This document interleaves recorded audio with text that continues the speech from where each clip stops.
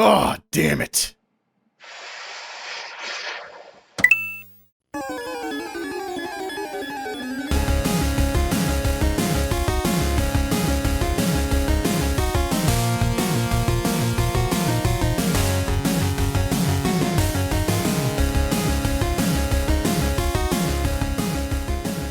What's everybody drinking?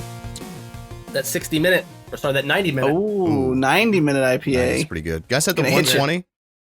I have tried it, yeah. The 120 is pretty good, yeah. It's pretty good. It's also pretty overpriced, but... yeah. It's very... I also wish I could buy them in 6-packs, which I think makes me an alcoholic. I would drink like 3 and be very toasty, and then I would have the other 3 for the next night. Yeah. What really, do they come it's in laziness. Wait, do you only buy them as singles?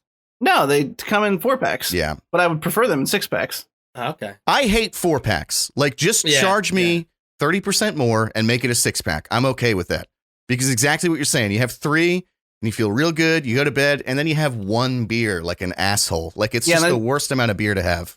Yeah. And then really you're like, I can't be lazy and stay home and just drink what's left over. Now I got to go back out. And now you have too much left over the next night because you had 1 extra to start with. Yeah, so that's how they get you. Perpetual cycle, really. It's not my fault I'm an alcoholic. It's a store. It's the whole hot dogs and hot dog bun scenario. You know what I mean? Yeah.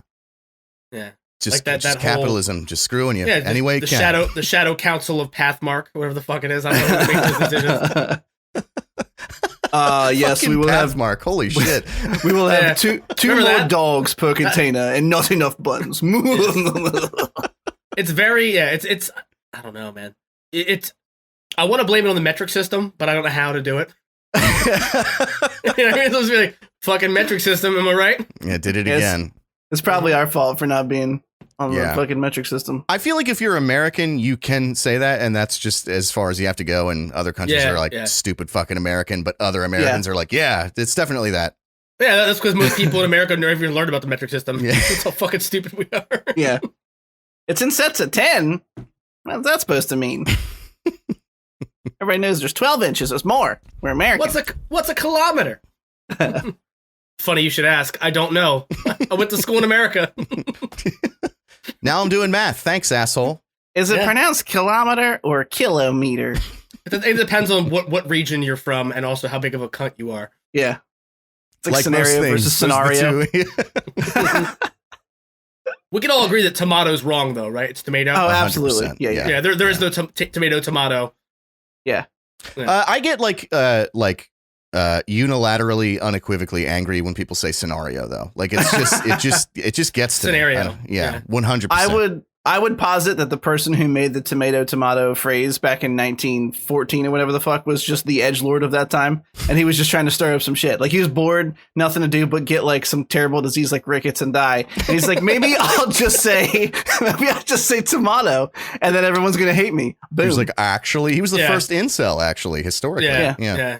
Town Square is ablaze with chit chat, and for once, it's not about the bubonic plague. What's up, boys? I feel like tomato was born of somebody who ate beans on toast as a meal and thought that was okay to do. Yeah, it's called a bean sandwich. You don't want one? And I'm not out here to mock an entire culture because I have friends from the UK who are lovely people.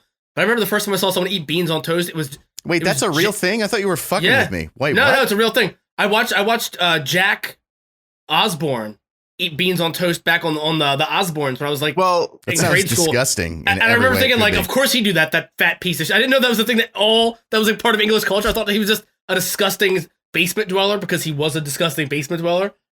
Yeah, the last thing I want to see is bean juice leaking down Jack Osborne's fucking guts right here. It's probably undiscernible from all the other juice leaking down Jack. Yeah, when you go to hell, it's just that. It's just Jack like eating a bean sandwich. Fucking asshole, dude. Satan just pulls out a chair and you're like, what am I doing at this table? And across from you, Jack Osborne pops into existence. She's like, no, please, anything but this. I feel like he'd be eating a bean. It would have mayo on it, though, because he would have to have mayo running down his chin, too. Oh, no. Yeah. You're going to goggle mayonnaise. I was good. I knew you were good. I gotta see what he looks like now. I'm doing it. No, don't do it. Scott might not be willing to make fun of an entire country's worth of people, but I will. Fuck you for eating beans on toast. It's disgusting. Yeah, that's dirty just Brits. Terrible. Oh, man. We're going to lose our one viewer we have left. Oh, he actually looks pretty good. It's not even funny. It's a success story. Kidding. I hate that. Did he? he got in shape, didn't he? He did. Yeah. He's in Don't you hate when you just want to better shape than any of us by far. So like we can't even. That's the end of the Jack Osborne jokes. We got to stop. I mean, he did it. He still has a face like a pug. I'm willing to bet. He's definitely got a pug face. Oh, he definitely still has. Yeah, he still has a pug face. He looks like. I don't think you guys have seen The Expanse, but he looks like the still fat version of Amos on that show. He looks like if sleep apnea was a person. Hang on. Where the fuck did it go? There it is. All right, it's in disco. All right, here's the biggest question I have for you. Do I do 2 or 3 welcomes? You did 3 welcomes last week, so I would tone it down just a little bit. Maybe just hit us with 2, like a 1-2 punch. Is 3 too juice? I think 3 is just the right amount. 3 is like it's that juice dripping down Jack Osborne's face. You can't call back yet. It's too early. But it's dripping. But it's dripping down like Naomi Watts' face instead. You know what I mean? Like, if I'm sorry, but if I saw mayonnaise dripping down Naomi Watts' face, I might have to pull one out. I might have to like. What about mayonnaise dripping down Bear Grylls' face? Also, before you answer, I don't remember who that is. He's not there. Drinks his own. He drinks his own piss. Yeah. He like pissed into his ass or something too. I think he did a lot of shit. And also, I think he's graying, so Derek might be a contender. I mean, you realize that when Bear Grylls, his name Bear Grylls? Bear Grylls. Yeah. When Bear Grylls eats his own second harvest, he's already eating a 3rd or 4th harvest. Oh, gross. Yeah, that dude recycles. Hell yeah, Bear. His carbon footprint is so small. He's got to negate all the helicopter fuel that he wastes going to the top of mountains and getting dropped off. So really, he's just trying to, get back to zero, baby. Yeah, it starts off the episode like, look, just don't ask how I got here. We're going to save the environment. Let's do it. In my mind, he's got like a watch, and every time another kilometer goes by, he's like, that's another pee I got to drink. Oh, that's another fucking compost bin of my own shit I got to mold in my hands. Why doesn't Bill Gates give him one of those machines that lets him drink his own pee, so it's not just pee? I mean, because I mean, you gotta give it to Nat Geo or whatever True TV, whatever channel this shit's on at this point. People with a piss fetish had it real rough before Man vs. Wild came out. There weren't a lot of ways to see people chugging pee without going on a special website and ordering a custom DVD and having it shipped to a PO box your wife wouldn't know. I'm assuming. Folks, they get it now. Yeah. But now if you got a piss fetish. Oh man! Do you think that like prime time, baby? Do you think piss fetish people are now putting themselves in scenarios where they're like starving to death so that they have an excuse to drink their own pee without the public ridicule? Is my question. I think if they're piss fetish curious, that's what they do. Yeah, they like intentionally take a sketchy Spirit Airlines flight out over the Alps and just pray for turbulence. Oh my god! All right, well, welcome to the Cynical Nerd. Very good. My name is Chris. I am joined as always by Scarrick. Derek and Scott. Scott, how you doing today, buddy? I'm really uncomfortable that you're calling us Scarrick. Multiple. It's like a regular thing now. It feels like. Yeah. I mean, it's what do you want from me? I ran out of Dave Cook references. I feel like we somehow have merged. Like it's like he was in one pod and I was in the other, and we emerged as one Cronenberg-esque nightmare. Yeah, our fucking underneath the screens, our bodies are connected, like fucking Michael and Pikel. We are double the body mass, double the gut, double the cynicism. No one is safe from our wrath. So you're doing good then. I mean, our shits have been rough, my shit is his vomit. That's really not good. Yeah, my breath is terrible. Derek, how you doing, buddy? I'm good. I didn't think of a clever joke. Let's start the episode. Woo! Let's do it. Excellent. We have a fair bit of week in review news to cover. We have WandaVision episode 7. We have Derek's recommendation of the Grand Budapest Hotel to cover.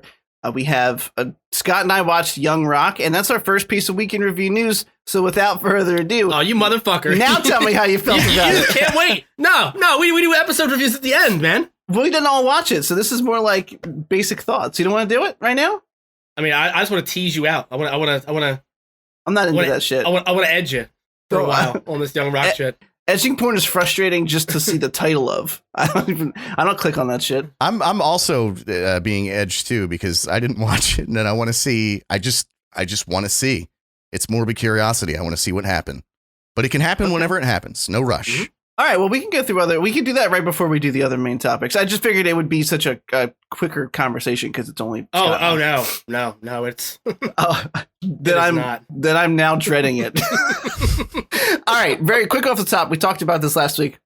The Mandalorian has signaled that they will not recast Gina Carano. This is not really news because we didn't think they were gonna anyway. But on top of not recasting Gina Carano, they made a good point. The article mentions that they announced the new series Rangers of the New Republic, which we all thought she was going to be a part of. Apparently, Disney never had that plan to begin with. That show was never going to involve her. On top of that, Hasbro they have some Cara Dune toys, which were apparently on back order. A lot of Ben Shapiro fans out there, I guess. And Hasbro announced that they will be honoring current orders. You can't order anymore. They're just gone. So they're erasing her basically as best they can. And you know what? They have the right to, whatever. Hasbro has the right to do whatever they want, so does Disney. Derek, how do you feel about not recasting her? Do you think that they're going to even give her like a sentence on the show? Yeah, they'll have it like a throwaway piece of dialogue, I'm sure. You can't just pretend she didn't exist. I try me. Yeah. I mean, they probably already have shot in episodes for season 3. I mean, they probably already have covered how they get off of the ship, off of the... What even is? Oh, you know what? Ship? I hadn't even considered that. She's on that ship, right? Yeah. I didn't think of that. So I mean, I don't know. They probably already tied that loose end. She's probably already fucking off doing whatever she was supposed to do, and they're just not going to revisit her. I'm fine with that. Yeah. I don't need to know what happened to her. I don't care what happened to her. That's what I mean. It's like, again, the biggest tragedy of it to me is that like her character kind of got dumb anyway. So it's like, why would you recast a role that kind of had like lived out its potential to begin with? So great. I mean, plus it like stops any continuity errors. You always hate, in Game of Thrones, you see all these characters being recast sometimes twice. They get a new guy and then another guy after that. It gets a little like, all right, come on, just find someone and stick with it. If the actress doesn't work out and her arc kind of like did what it needed to do, all right, forget it. Let's move on. Something Scott said plenty of times is that there are plenty of characters to give the spotlight to that still have yet to meet their kind of crescendo. So who gives a shit? Yeah, I mean, I have to say, like, her story arc was much more interesting in the first season. Yeah. And then they just never expanded upon it. Like, she was like, oh, I'm a rebel shock trooper. And you could tell that she had seen some shit. And then I'm like, cool, I want to know what's going on with that. Nope. Yeah. The biggest sin out of all this is that she didn't have the acting chops. She wasn't a great actress. Like, I think, honestly, like, her had she been more experienced, maybe had she had more time to like hone her craft. Like she played fucking Stardust in Deadpool before that. That's her only other credit, right? She played the big bad. Sure, the only other big one though. Yeah. Yeah, like I mean, I don't think she has a wide range of. Doesn't fucking matter. It's just I think that's probably part of the reason why we didn't get to dive into her backstory in season 2. Right. Maybe it was partially because of some of the things she had said before season 2 started shooting. Maybe they recognized that she wasn't up to par with Pedro Pascal or or Carl Weathers even. Fucking Carl Weathers. I love that man. Yeah. What a hunk. I would not to be confused with Bill Weathers, but let's be honest, when Carl Weathers is gone, ain't no sunshine either, baby. Ain't no fucking sunshine. I would also posit that I mean I just don't care. I mean, like I said, the only interesting thing they did with her was the shock trooper from Alderaan thing, and she looked like she was like PTSD style Corvette, and then they gave her an autocannon and a minigun, and she shot things, and that was all. I would suggest, no, I would bet we're gonna see some WWE movies in her future. That's where I think she's probably gonna end up showing up next. Yeah, like she has to stop a supermarket shooting or something.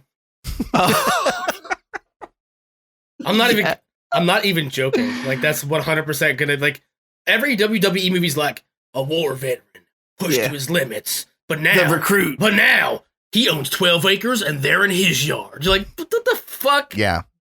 Yeah, no, I'm pretty sure they have like the recruit or something. I'm probably fucking it up. It's another like 2-word title, like the soldier or something, and there's like 6 of them. Yeah. So WWE makes movies for people who jerk off to the Star Spangled Banner. Yeah.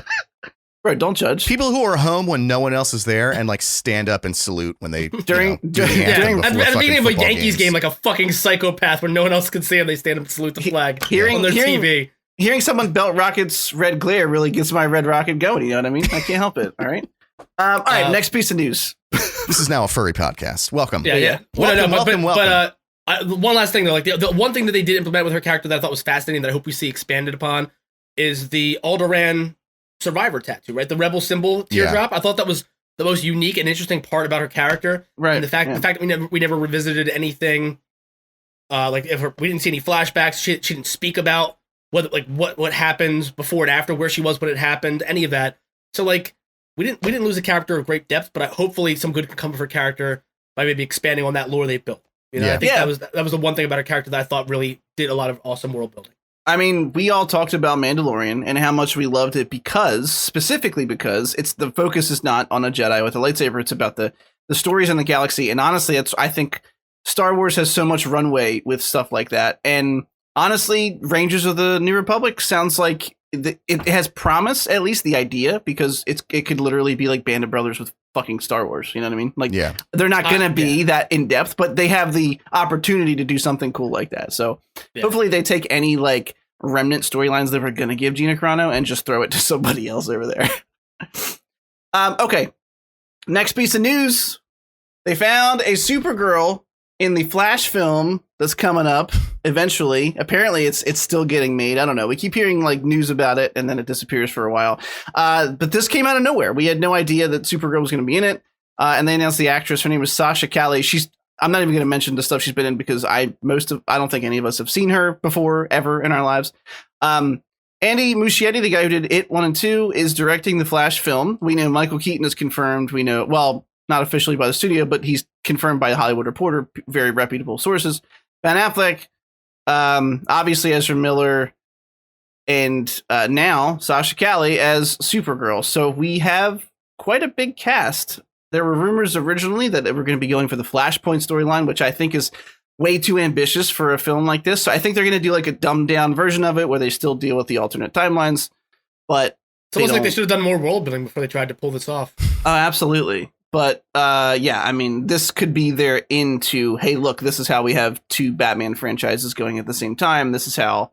Or they can just not explain it, you know, and just do what the fuck. Right, exactly. No, they shouldn't spell it out. But if they introduce the multiverse, then we should be able to piece the rest of it together. I will say in the casting, or we can just cut our wrist announcement, with the pieces. That might be the better out, right? No, fucking depressing. In the article that announced her as Supergirl, there's actually kind of a heartwarming video. There's a tweet that the director Andy put out where it's basically a Zoom call where he tells her she's going to be Supergirl. I hadn't watched it when I put the article in, but I watched it before we started. It's nice. I mean, it's kind of embarrassing, right? Like, as an actress, do you want someone to put that shit out in public where someone tells you got a role and then you just start crying your eyes out uncontrollably on camera? It's like, so weird to me. Like, just while we're on this subject, like Jimmy Kimmel does this all the time where he'll invite like an actor onto his show. And then like show the audience like unused footage of them like doing something dumb on the set of whatever movie they were starring in.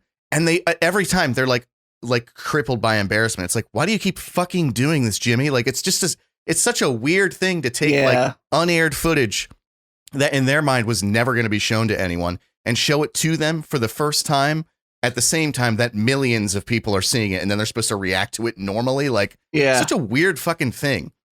Yeah, Jimmy Kimmel is a piece of shit. I can't stand him. My God.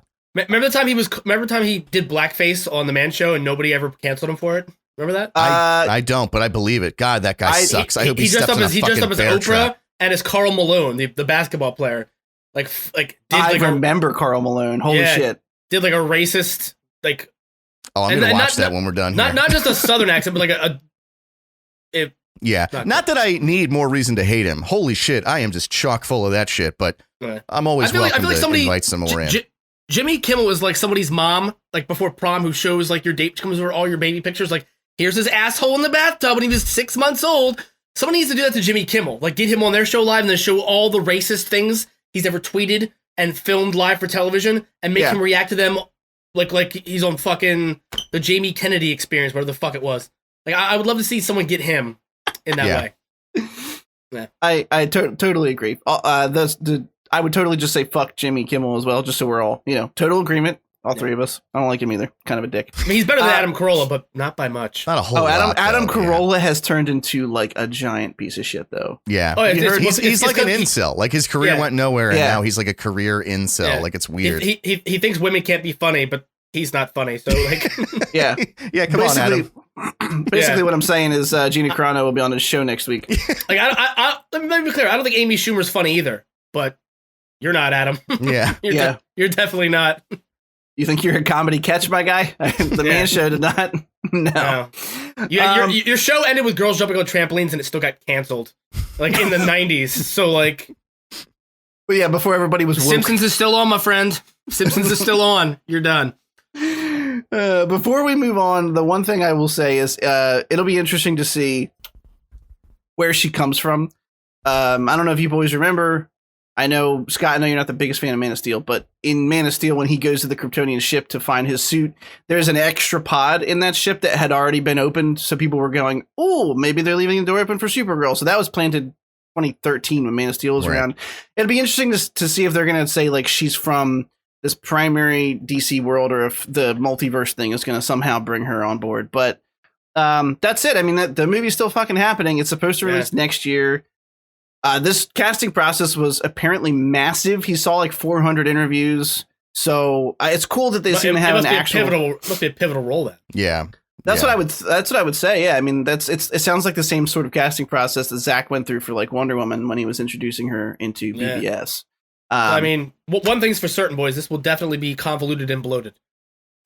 Well, it's going to be a Flash movie loosely based on Flashpoints. There's no chance it won't be convoluted and a little bloated. Okay.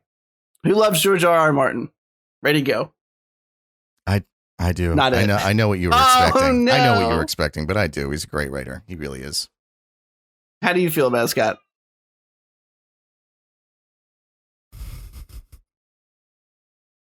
I'm trying to be a better person. I'm just not going to say anything. Oh, no. Oh, I got you.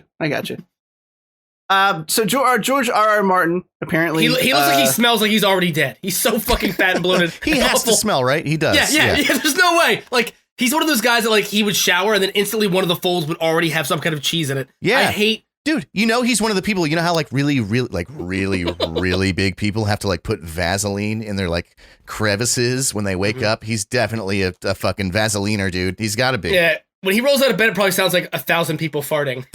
This probably smells that way too. All that air, trapped air, just shifting out. Fucking terrible.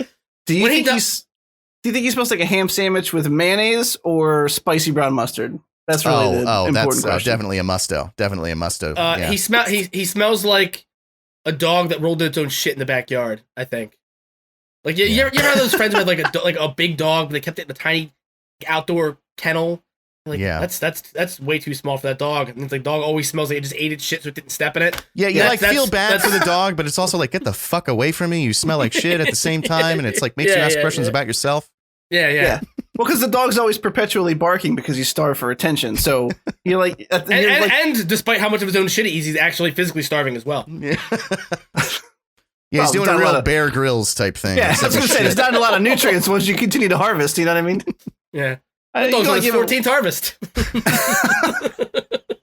The fact that we keep calling it a harvest is creeping me out. It's like some kind of dystopian future. That's what survival is called. When you eat food, the remaining food out of animal droppings, it's called second harvest.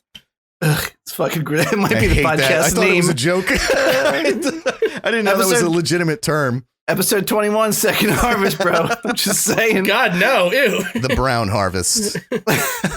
TCN 27. Second harvest. I mean, it would make sense that this would be the second harvest podcast because we are regurgitating the same shit stories we've had listened to for months now. Right? Like more Flash casting news. Come on. George R.R. Martin is apparently helping to adapt a book called Road Marks into a TV series for an author called Roger Zelazny, who I've never heard of. It's a science fiction novel, but the premise of the novel actually sounds quite interesting, and I'll read it to you boys. Just in case you hadn't seen it. The novel is about a highway called The Road, really crazy, which runs from the unimaginable past to the far future, and those who travel it have access to the turnoffs leading to all times and places. even to the alternate timelines of historians, that never happened. Why the dragons of Belquineth made the road, or who they are, no one knows. But the road has always been there, and for those who know how to find it, it always will be. Oh man, you're beat red. You're red as a tomato right now, dude. Oh, I couldn't do it. Oh my god. I'm sorry, go ahead. No, you're good. That was the end of it. Derek. I also think that book premise sounds fucking ridiculous. I also never heard of it before. It sounds like somebody's 5th grade like short story for English lit. Like, it's fucking terrible. Yeah, like, you know how like 4-year-olds tell stories. You're like, there's a road and it goes from the past, but also, and they just keep. It's like, holy fucking shit, what's happening here? When did this guy write this book? How much LSD was he on? 70s, I think. What if time was like a highway, man? 1979. Time was like a highway, man. I think it sounds cool, man. All right, I'm just gonna say, like, as a concept, it sounds all right. You can, when you take a loose concept, you can work it. But then the like, why did the dragons build the highway? No, that was a little. Yeah. Because it sounds like, I wouldn't say grounded, but like in the realm of science fiction, you're like, oh, there's a highway that controls all time. Okay, whatever. I can get on board with that. Dragons. It sounds like a lazy analogy that just like took a turn for the worst. Yeah, you know, one night he's like burnt out, and he's like, I just, that's missing something. I don't understand what it is. And all of a sudden he looks up and she's like, just the magic dragons on rail of TV. Coke, and he's like, I got it. I got it. They're going to be called Belquineth. I feel like I need to read this to try to like, I need to read this because the synopsis, it sounds like somebody thought they were being really deep and profound. And like, I imagine it's going to have like the most thinly veiled, like symbolic or symbology. I got to stop you because that's 2 weeks in a row you said symbology. It's symbolism. I'm just saving you. I'm pulling you out of the lake. That's all I'm doing. It's symbolism. I'm just gonna hold me under and drown me so I don't have to listen to this dog shit anymore. I want you to. I want you to Shutter Island me like I'm your children. Just fucking. Oh no.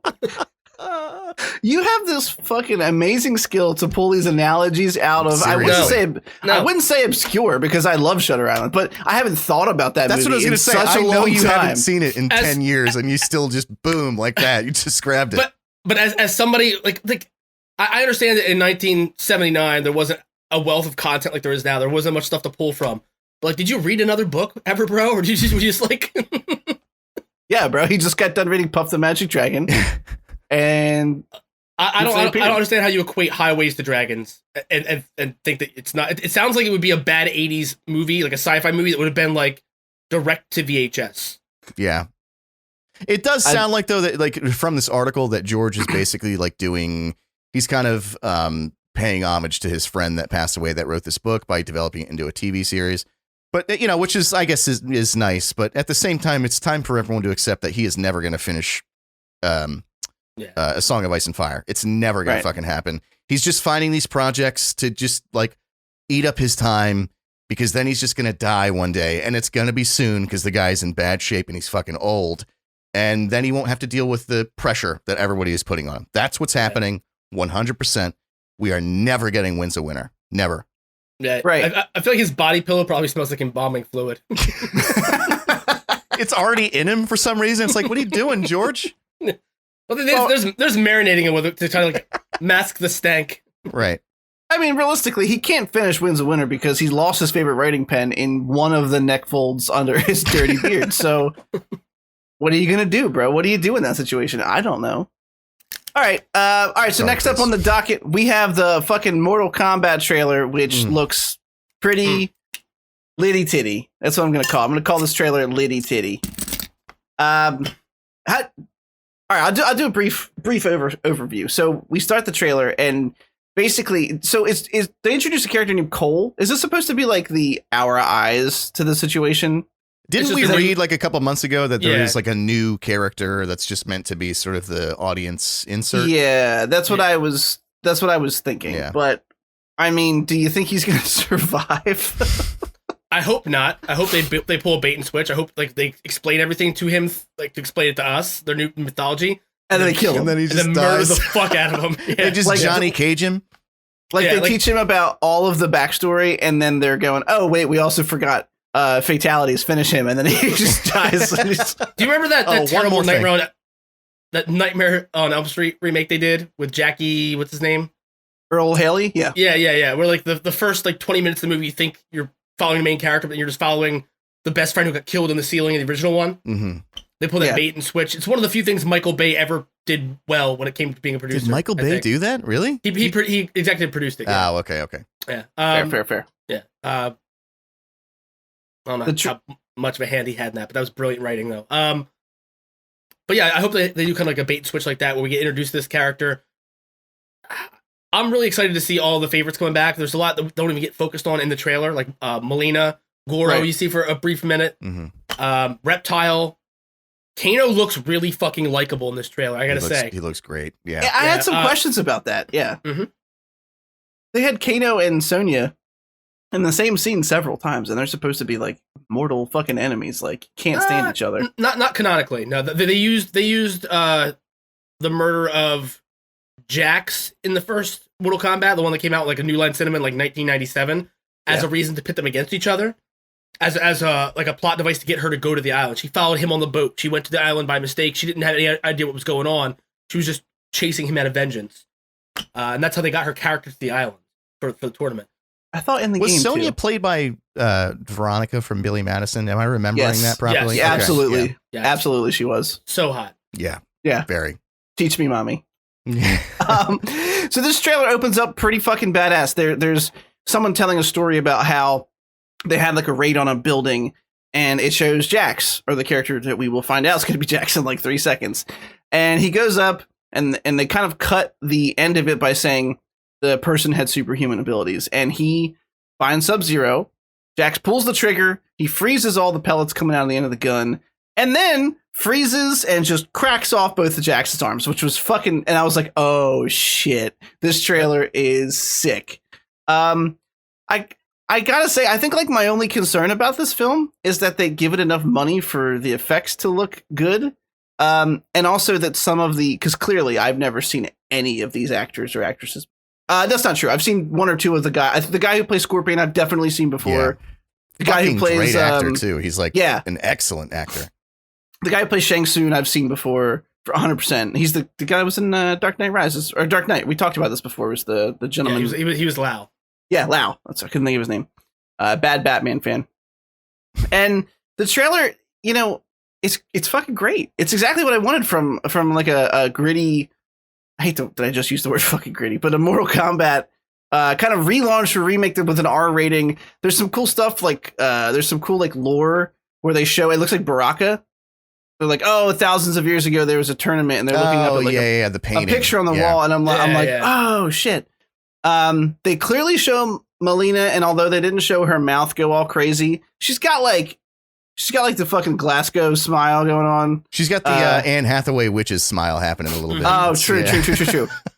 More timely, more recent fucking suggestion. And then the only thing that there's two things I thought felt a little weird. One was Raiden. His CGI didn't look that great to me. He looked kind of bad. I don't know. The actor looked kind of weak in the scenes he was in. I don't know, but hopefully that's just what they put him in. And the second thing was, although the Sub-Zero Scorpion like quick shot battle at the end was cool, it also didn't look as great as the rest of the stuff. So I'm hoping that, like I said, mostly to me it's going to come down to CGI and if all of these like lesser known actors can pull their weight. But I don't know, Scott. Like, how many times did you come watching it? It's really my only question. I mean, I'm still wearing the pants I was wearing them because I can't get out of them. It's almost like they became like paper mache. I'm like a cum mummy basically. Yeah, it's like you're in a cast. Cummy, yeah. Curse of the cummy. It's the cummy's curse. The cummy's curse. There we go. That's pretty good. Yeah. I have a couple concerns. A lot of it is with the budget for the film. Yeah. You see so many like unknown franchises get these big even Netflix movies get bigger budgets than this got as a studio release. New Line Cinema has been on its last leg for decades. Pretty much the only thing to keep it alive at this point is that they still own the rights to the Teenage Mutant Ninja Turtles, and Michael Bay somehow made movies with them. It's. I have a couple problems with the trailer. One is some of the effects, obviously. And also, like, there were so many quick cuts in this. Mortal Kombat. I feel like a lot of these scenes that they showed, they like, especially in the beginning, you see Scorpion fighting people outside of the hut in the snow, and there's so many fast cuts. I wanted to see one continuous sweeping shot of all that action. I want to see like what the cinematography is going to be like. Yeah. That's going to make or break this. If the effects budget falls short, if the acting is a little hokey, it's not going to matter if people come out for the action sequences and the action sequences still deliver. You know what I mean? Like, you can forgive bad CGI if the budget wasn't there for it. You can forgive bad actors if the budget wasn't there to hire A-listers or even B-listers. Yeah. But if the cinematography is on point, if the action and fighting, like the choreography is on point, that's all that's going to fucking matter to me. And like that to most fans of this series, they just want to see a true to form, violent, R-rated version of this that's going to be beautiful to watch. Because, like, again, the plot of Mortal Kombat isn't this super deep, like, no one's emotionally attached to the Earth realm and at-world conflict. You're not. The game is shallow. It's 2 minutes long every time you play it, and it's about talking shit and having fun. And if you can go to watch this movie with your friends, talk shit, laugh, have fun, it encapsulates everything you need for a Mortal Kombat movie. Yeah. I agree. Derek, thoughts, concerns? Yeah, before I say mine, I just, want to mention, I know that there's a lot of times that, we all feel differently on certain things, and I know sometimes two of us gang up on the other, and sometimes all three of us hate something. I know for a fact that all three of our favorite part of this trailer was when Sub-Zero stabs Scorpion, freezes his blood midair, and then fucking brings it back down on Scorpion and stabs him with it. So 100%. Fucking good, dude. I actually love movies that have these kind of stakes because I think that they're hard to fuck up. And I think that the trailer did away with all of the things that would scare me. I think when you go see a Mortal Kombat movie, I don't give a fuck about the storyline. I just want to see good action scenes. Yeah. I want to see the characters using the abilities that were given to them. And that's clearly apparent in this trailer. So as far as I'm concerned, this is like what I want from this movie. It's going to be that. The only thing I think that could go wrong is, speaking on the cinematography and budget concerns, sometimes with these movies, they put all the good shots in the trailer, and then it's like you get there and the rest of the action is like real lackluster. So that's one way that it can kind of go south. But from what we're seeing, I agree with Scott in that, like, I hate quick cuts. It's like my fucking hill that I will die on and turn to bones to dust on, is that I just can't stand it. Like, modern cinema is just like, a single 10-second shot is comprised of 12, less than 1 second shots sometimes. Like, it's absurd. Yeah. Just let the shot live, let it breathe, let it happen. I think that, like, sometimes you can have an action sequence that has a lot of shots that, a lot of cuts rather, that, it still works. And I think that we do see that in the Scorpion versus Sub-Zero fight, where, like, each shot is really only like a second and a half, maybe 2 seconds long, but you're never like, wait, what's going on? You never feel like disoriented. It's done well. I think even just the shots that we're seeing of two characters having a conversation are framed in an interesting way. The outfits look great. The lighting is fucking excellent. I don't really have any concerns. I think if you go into a Mortal Kombat movie expecting, like, your mind to be blown by a great story, then you're kind of a dumb asshole anyway. But if you go in and you just want to see, like, really good fights, I think you're going to be happy with this movie. I think it's got to be the biggest concern I have is, like I said, like, them not letting things breathe, like, as far as, like, the cinematography, but also dialogue. Dialogue can go one of two ways. It can either be so cringy that it's hilarious and becomes like a cult classic, or it can be, passable and fine and won't affect the way you view it at all.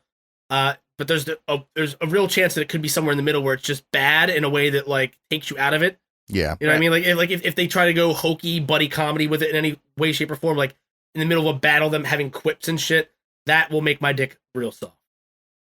Yeah. Soft as dick. Super soft.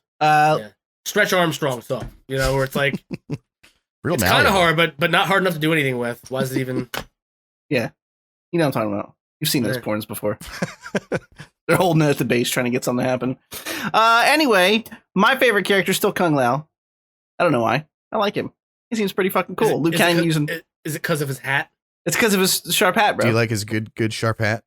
I like his good sharp hat. He could probably do a mad nice charcuterie board with that bad boy. Okay.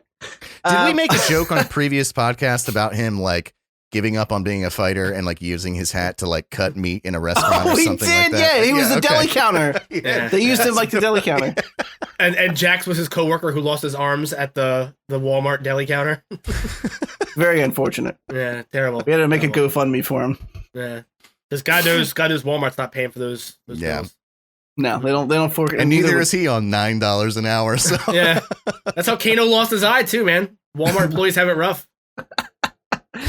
Really, what we're saying is Walmart employees exist in like a hellhole where they all have to fight each other every day for scraps of food and water. They are the second responders. Okay, I'm not touching it. We're moving on. Our next piece of news revolves around Danny Elfman and Doctor Strange in the Multiverse of Madness. So Sam Raimi directing Doctor Strange in the Multiverse of Madness. We already know that. Yeah. Now Danny Elfman is going to be enlisted to compose the score. Has anybody else been bearing witness to Danny Elfman losing his mind during COVID and posting these weird Really? Trent Reznor-esque rock songs where it's just like him? It sounds like I heard about it, but I haven't seen any of it. It sounds like a sex offender on the bus just whispering into your ear and like. You have well, your he was the in, lead singer of Oinga Boinga and wrote a song called "I Love Little Girls." So, I mean, yeah, no, I'm not making that up. Like that's a There's real. A band called Oinga Boinga. Oinga Boinga is Danny Elfman's band in the 80s. I mean, that's your first warning sign. Is the name is Oinga Boinga. The second is that the lead singer looks like Danny Elfman. And afterwards, he was like, "Actually, it's a critique of American politicians and how it's like." All right, Danny, like you touch little girls. We get it. Just relax. No, on a fueled bender. Listen to Danny Elfman, one of Danny Elfman's songs, in between the podcast, and we'll talk about next week. It is haunting, and not in any kind of way that resonates. It's just uncomfortable and awful. And I fucking hate Danny Elfman. Let me just say that I can't stand Danny, and everybody respects him, and that makes it so much more painful for me. His music is so all over the fucking place. Like it's him immediately because it's just like. Exhausting. The moment the fucking 19 instruments start at once with no warning at max fucking volume, it's like nobody has ever looked more like a pedophile than Danny Elfman does. Have you guys looked at this guy lately? I haven't. Yeah, I've seen him recently.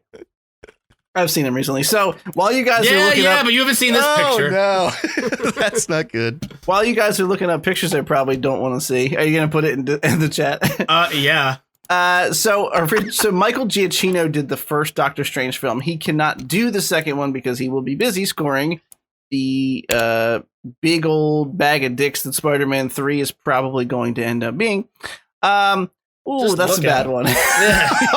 Okay, that might be the thumbnail for the episode. No, please no. I mean, if you're trying to scare off, if you're trying, everybody's like, oh, they must be talking about pedophiles on this one. And we're talking about you, Danny Elfman. What was the name of our court? Diddler Court. Diddler Court. Diddler Court's now in session. Danny Elfman. Danny Elfman, how do you plead? I can agree. I can agree with disliking most of his stuff. I love the 89 Batman score. I think he's an arrogant piece of shit that when he rescored Justice League, he put it back in there. But I think the score when he made, I like it. It's just this iconic. I would pay so much money to watch John Williams beat the fucking shit out of Danny Elfman. Yeah. Like 1v1. Or like Hans Zimmer, whoever. It's just someone. Yeah. Another one of them. You know what I mean? Another one. Yeah. Anyway, not really any thoughts here. Just a piece of news. We get to just shit on Danny Elfman, and he's probably going to be over the top and a score that doesn't fit the film at all. But I have to say, though, I've hated Danny Elfman's original music he's been putting out during COVID so much, but now that I know what his face looks like, it's horrifying. It's Oh, I can't wait. I can't wait. No, it's like he's trying to be like sexy, like Trent Reznor, like goth industrial rock and it's like no. but it already came off as like you have your headphones in listening to techno, and the crazy guy on the bus was whispering dirty things to you, but you kind of hear it, but you pretend you don't because you don't acknowledge it because it might make it worse. It might be like the Bye Bye Man, where if you think it, you say it, he gets more powerful. True. Even Trent Reznor doesn't want to be Trent Reznor. Like, just stop trying. Just that guy's not happy.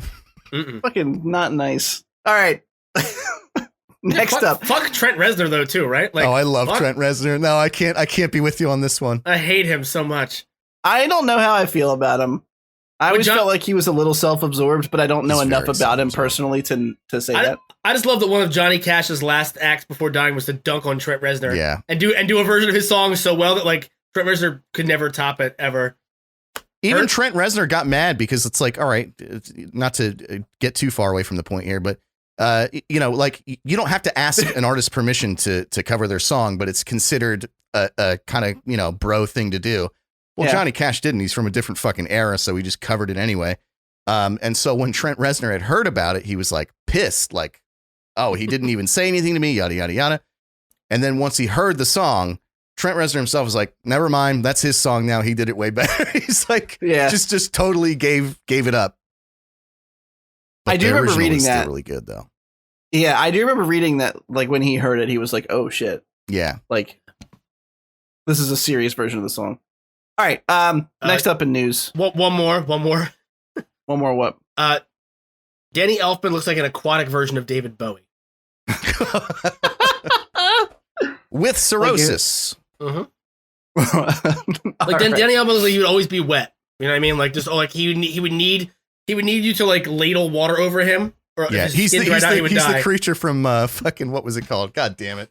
I ruined my own joke. The fucking Del Toro movie with the fish. Fuck yeah! I know, like something like water. Something. Shape of Water. Boom. Shape of Water. Yeah. Oh, too late now, but it would have been great if I had that from the beginning.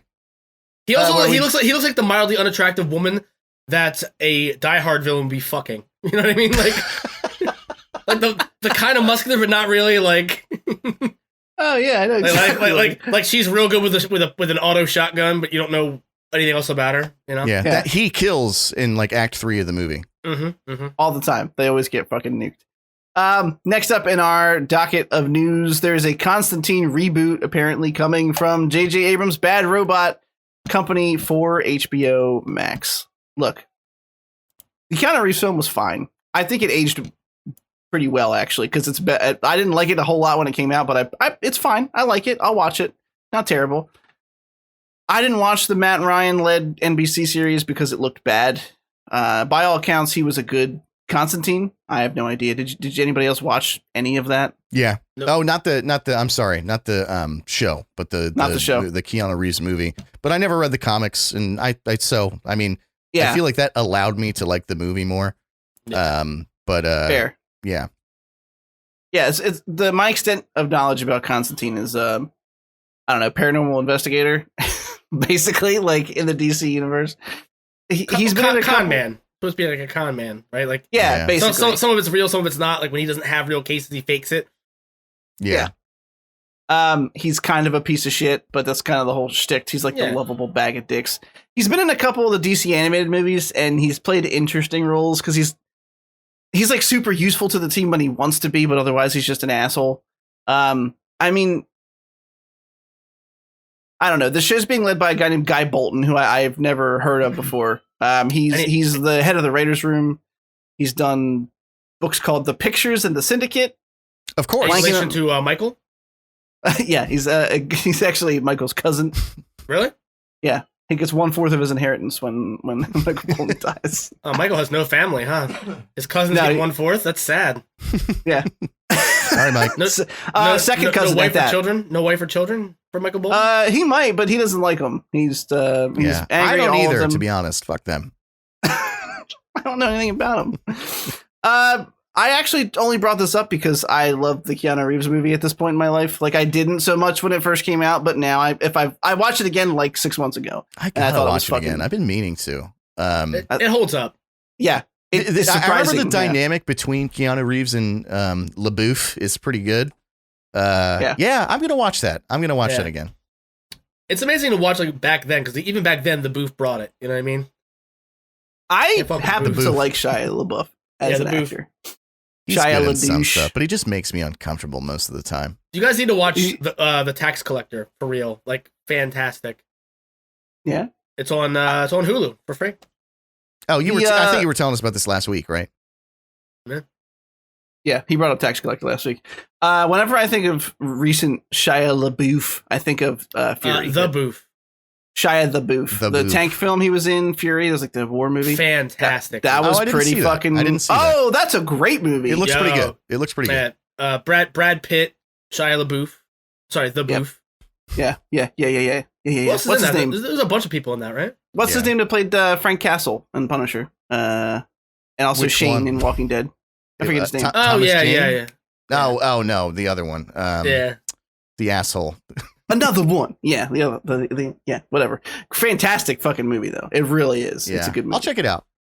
But I'm I'll watch a fucking Constantine show. I mean, I think that the source material is really cool. It's really interesting. It's kind of basic, right? Like Demon Hunter. We've seen that 100 million times, but when it's done right, it's done right. So yeah, I'll check it out for sure. Also, if it's going to be on Max, then it's probably not going to be as NBC soap opera-y drama as it normally would be. So there might actually be a cool like procedural on paranormal shit. Could be cool. Yeah. It could be like the actually interesting Supernatural. Yeah. Well, I think what every time you talk shit on Supernatural, I fall more in love with you. I hate that show so much. It's so dumb. Not good. It's so fucking dumb. The enemies the nothing or something like that, right? Like just it's nothing. Probably. Non-existence is the enemy. Like that's what most millennials long for. Like scare us. Fuck you. I pretended to like the first season a couple years ago for a girl I was dating, and I just wasn't actually paying attention to any of it, so I don't remember anything that happened in it. That's nice. Fair. You don't remember Jensen Ackles or Jared? Was it Palecki? I don't know. Oh, square face and triangle face. Not particularly, no. I think the show works if they decide to go totally like way more serious with it. Obviously, like one of the biggest problems with a lot of comic book shows is that they're also weekly episodic melodrama. Like nothing matters when the episode ends. One thing that's been nice is the consistency with WandaVision. Is that everything carries weight and it carries over to the next week. It allows them to build tension and we'll get into it with this week's episode, but it's way easier to have those big payoffs and have those emotional moments in a show when it's not like wrapped up with a nice, neat little bow at the end of every week. You know what I mean? Agreed. Like, like Grey's Anatomy may have one or two fucking slam dunks, but it was on for like 23 fucking years or some shit. So it was on for quite a while. It's still on, isn't it? Isn't it still going? Is it still airing? What a fucking nightmare. My God. I wouldn't be surprised if it was still airing. Yeah.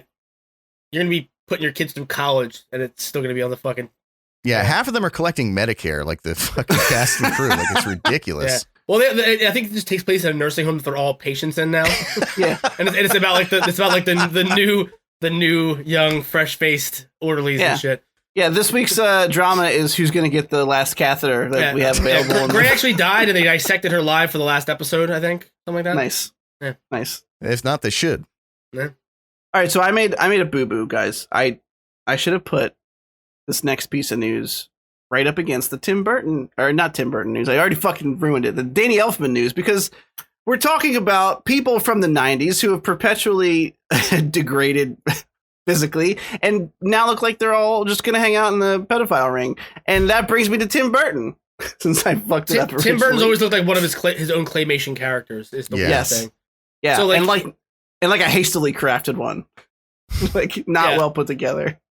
Pockmarked faces.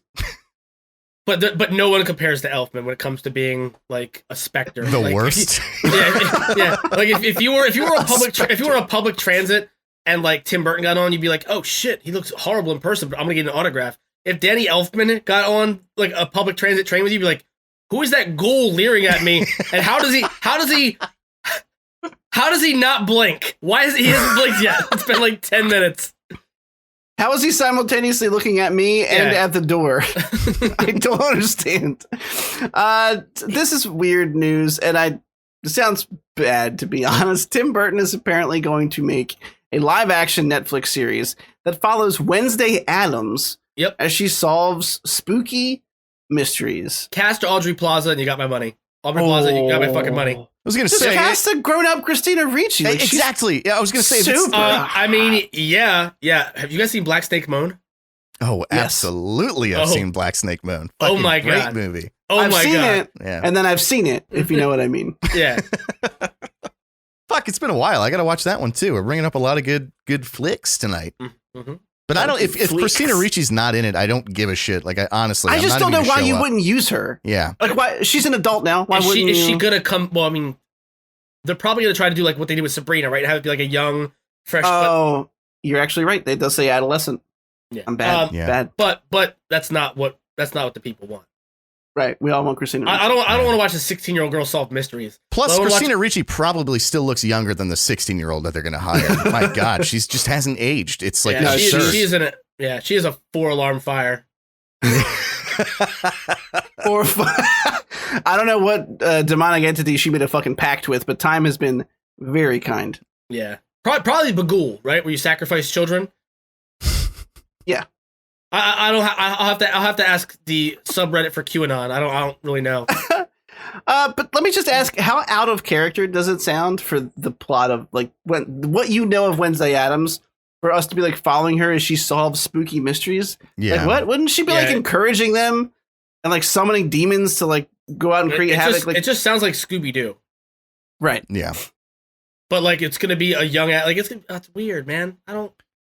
I'd rather watch a sexy, full-grown Velma solve mysteries. Oh, absolutely. God, we're just summons the Cummins tonight, aren't we? Jesus Christ. Fanfic. What do you think we draw the pentagram with, boys?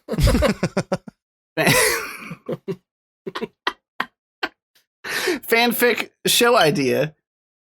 Grown-up Velma, grown-up Christina Ricci, and they just go down on each other. Yeah. The mystery is who's gonna come first. No, mystery solved by me in the first 30 seconds of the first episode. I come first. Before the fucking credits even finish rolling, nobody's even on screen yet. You just see Christina Ricci's name. It's just Christina Ricci and who would play Velma though? Oh, it'd have to be the same. It'd have to be the girl who played her in the movies, right? She was on Freaks and Geeks. Total absolute gem. Yeah, then she looked great. I'm not so sure she does. She was the love interest in Grandma's Boy too. Yeah, but that's a 20-year-old movie. That's oh god. Can't we just use the same generic female actresses we throw at every role and just use like Scarlett Johansson, like whatever, dye her hair black? No. I mean, that's who they'd hire. Scarlett Johansson's letting that Colin dude from SNL bang her. She goes down a couple rings. Is she? Yeah. Oh, all right. If you let an SNL cast member come inside you, I'm not attracted to you anymore. Doesn't matter who you are or who the cast member is. Sorry. Sorry, Ariana Grande. But also, like, to name yourself Grande and be the tiniest little piece of shit in the world. Like, imagine the arrogance. False advertisement on 2 levels. 1, you're white. You're real white. Also, you're real tiny and your last name's Grande. You're a large piece of shit, though. But she has big dreams, Scott. Yeah, you're missing the point, Scott. Yeah, bro, come on. I'm going to read the synopsis for this just because I want to punish myself more. The upcoming 8-episode series is a sleuthing, supernaturally infused mystery charting Wednesday's years as a student at the peculiar Nevermore Academy. Oh, so inventive. It's named after the Raven story. Wednesday's attempts to master her emerging psychic ability, thwart a monstrous killing spree that has terrorized the local town, and solve the supernatural mystery that embroiled her parents 25 years ago, all while navigating her new and very tangled relationships in the strange 25 years ago student body. How old are Morticius and Gomez supposed to be when they have Wednesday? I don't know. Yeah, and how is she still an adolescent? Yeah. Yeah, I was just going to say, they said adolescent, and then that says... I guess it could have happened before she was born, though. Yeah, but they're just doing what they did with that fucking... with fucking Archie now, right? With that fucking... They made that a dumb murder mystery show. Like, they took Archie Comics, they made it like Riverdale, whatever the fuck it is. They did? What? That's a thing? They did, yeah. They did. Yeah. Oh, God. But it's like a weird, like God, Twilight-esque murder mystery. Yeah. I didn't watch any of it, but there's crazy. No. It's only Riverdale in name, and that's about it. Yeah. I just think that it's like Tim Burton. Just like I think that like a lot of these big name directors and writers are seeing that like the future is television shows. Like people are kind of shying away from movies, like we talk about every other week on the show. Mm-hmm. And he probably just wants to cash in on it. And he's using a very old IP to try to, I guess, jumpstart. I think it's going to be embarrassing to watch. I hope I'm wrong. I like Tim Burton. I do, even though he's corny. I do like his movies most of the time. But I don't know. I don't have much faith in this, I got to say. I'm sorry, guys. I'm about to not only pontificate, but there's gonna be a lot of verbal diarrhea. Okay. Get your wet naps ready. Dab I'm my ready. chin as if I am Jack Osborne. All right, hang on. Wait. All right, go ahead. I'm ready for it. Oh God. You threw him off. I love that I just derailed you with that. Come on, I just got to cover my eyes. I don't want pink eye. I don't think that's how it works. All right. Two things. One, the reason movies are flops nowadays is because they keep recycling the same exact dog shit on a 10-year cycle. There's almost no original screenplays. The ones that are small indie films. They have their cult followings. They don't make nearly enough to be greenlit for those directors to be greenlit for the next project for these big studio films because it's all tentpole MCU clones, right? Everyone has that shared universe that they want to build. And if you don't have that kind of model set in place, you're not a priority at this point. If you can't build an expanded universe, we can have like 8 different movies take place. It's just not enough money there to compete with what they believe the bar is now. The issue is if we're going to do the same thing with television, it's going to become the same fucking thing. If you're going to recycle the same franchises that have been dead for a reason or not even breathe new life for them, just appropriate the property to do something completely ridiculous with. Like, this sounds like a mix of Scooby-Doo and Riverdale. It sounds ridiculous. Wednesday Addams wouldn't give a fuck about solving mysteries. She wouldn't, she has powers in this? Fuck you. The Addams Family didn't have powers. They were just morbid weirdos. Right. What's next? Is Grandpa from the Munsters gonna fucking fly? If you don't know what that is, it's an old reference. I'm sorry, I'm ancient. I'm a mummy fart. Fuck you. That's more ancient than you, though. You're going back. Yeah, but I had Nick at Night, the kid. You know what I mean? But that's the thing. Like, Tim Burton's been doing the same thing for a while now. Like, he rebooted Dark Shadows as a feature film. It was one of his better movies recently, but it might help if he didn't put Johnny Depp and everything. If he had a range of actors, a range of stories to tell.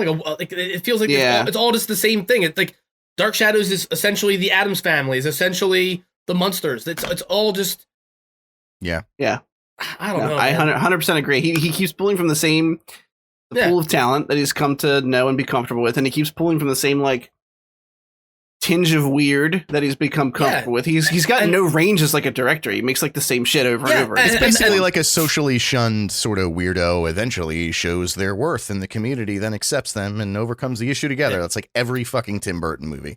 The biggest crime to me is that the closest thing we're gonna get to a Tim Burton horror movie is Sweeney Todd. And that to me is a great movie, though. I'd love that movie.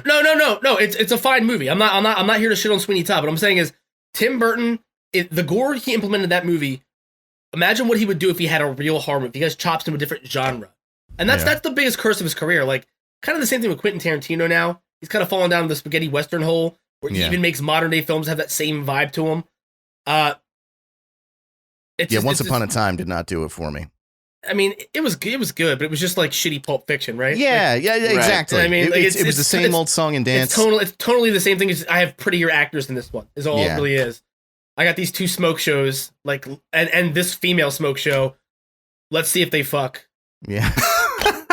It's really. I thought Django was really great. Not that we're talking about Tarantino, but I thought Django was great. We can wrap it. I thought Hateful Eight was excellent, and then Once Upon a Time really felt like a huge step back. I feel like prior to Django, like a lot of his stuff, even Kill Bill, I still love Kill Bill, but it's not masterfully created like Django is. Like Django, he really fucking hit the top shelf with. Yeah, I think Django's his best movie. He's never going to top Django. Absolutely. It's not only his best movie, it's just one of the best movies, period. It's fucking excellent. I watch it twice a year. It just gets better every time you watch it. Twice a year. It really everything. It's phenomenal. There's not a fucking ounce of fat on that movie. Every scene that's in that movie needs to be there, and it's 3 hours long. It's not even like it's succinct. It's a long movie, and it never loses its steam. It's horrifying for so many reasons throughout, but the gore factor doesn't get to 11 until the last 10 minutes of the movie. Yeah. And then it's payoff after payoff for that entire, like almost everyone you watch him kill, you're like, oh, that guy was a piece of shit. Yeah. There's so much. Oh, but like, I digress though. The problem is, TV is the new medium because it allows for longer term storytelling. It allows for you to stretch something out, tell a more intricate story, develop these characters further, and give us a reason to care. Give us new experiences with characters we might otherwise have never gotten, like WandaVision. We never would have a reason to give a fuck about the Vision or Wanda as these kind of like third-tier, tertiary characters in a major tentpole film. But when you give them their own story, even if it has the same budget as a movie, the fact you stretch it out over this amount of time, you know what I mean? It's a whole different vibe. There's so many. Right. Who would have thought that we would care about even the D-list characters in WandaVision as much as we do? But they are given proper screen time to be flushed out. We know their idiosyncrasies, their quirks. We like them for who they are.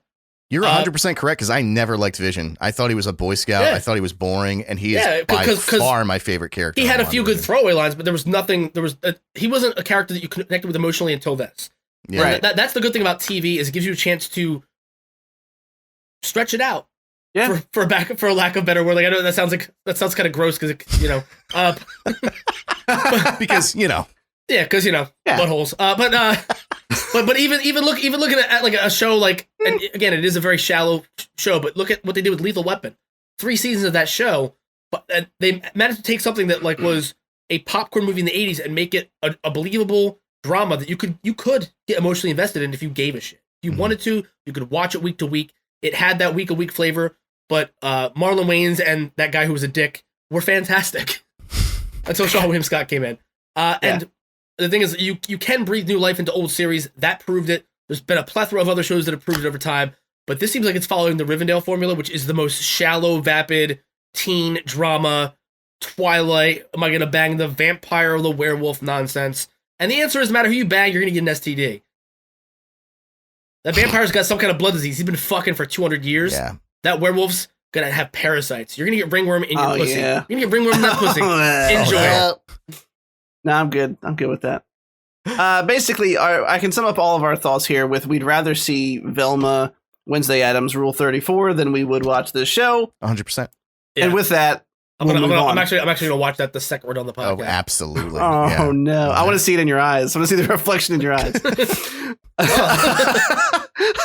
gonna give it a 21 rope salute for our 21st episode. I don't need that because the next thing we're gonna talk about will do it for me. Next up, we have Disney's Cruella trailer. Look, let me put this on Front Street.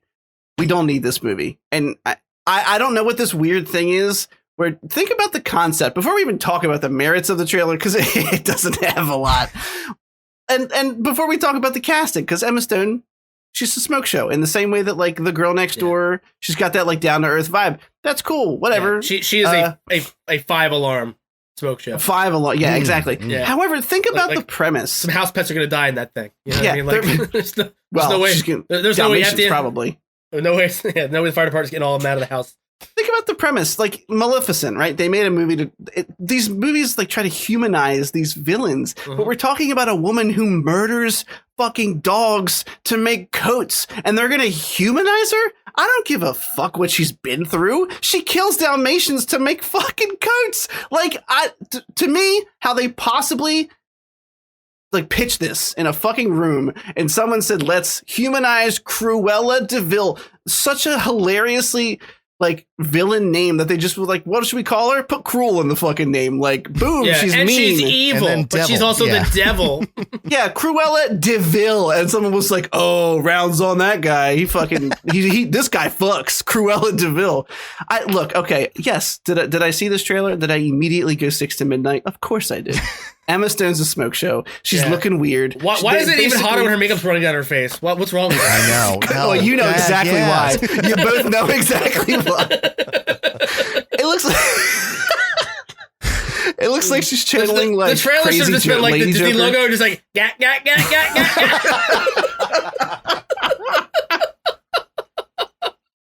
It's definitely going to be marvelous, darling.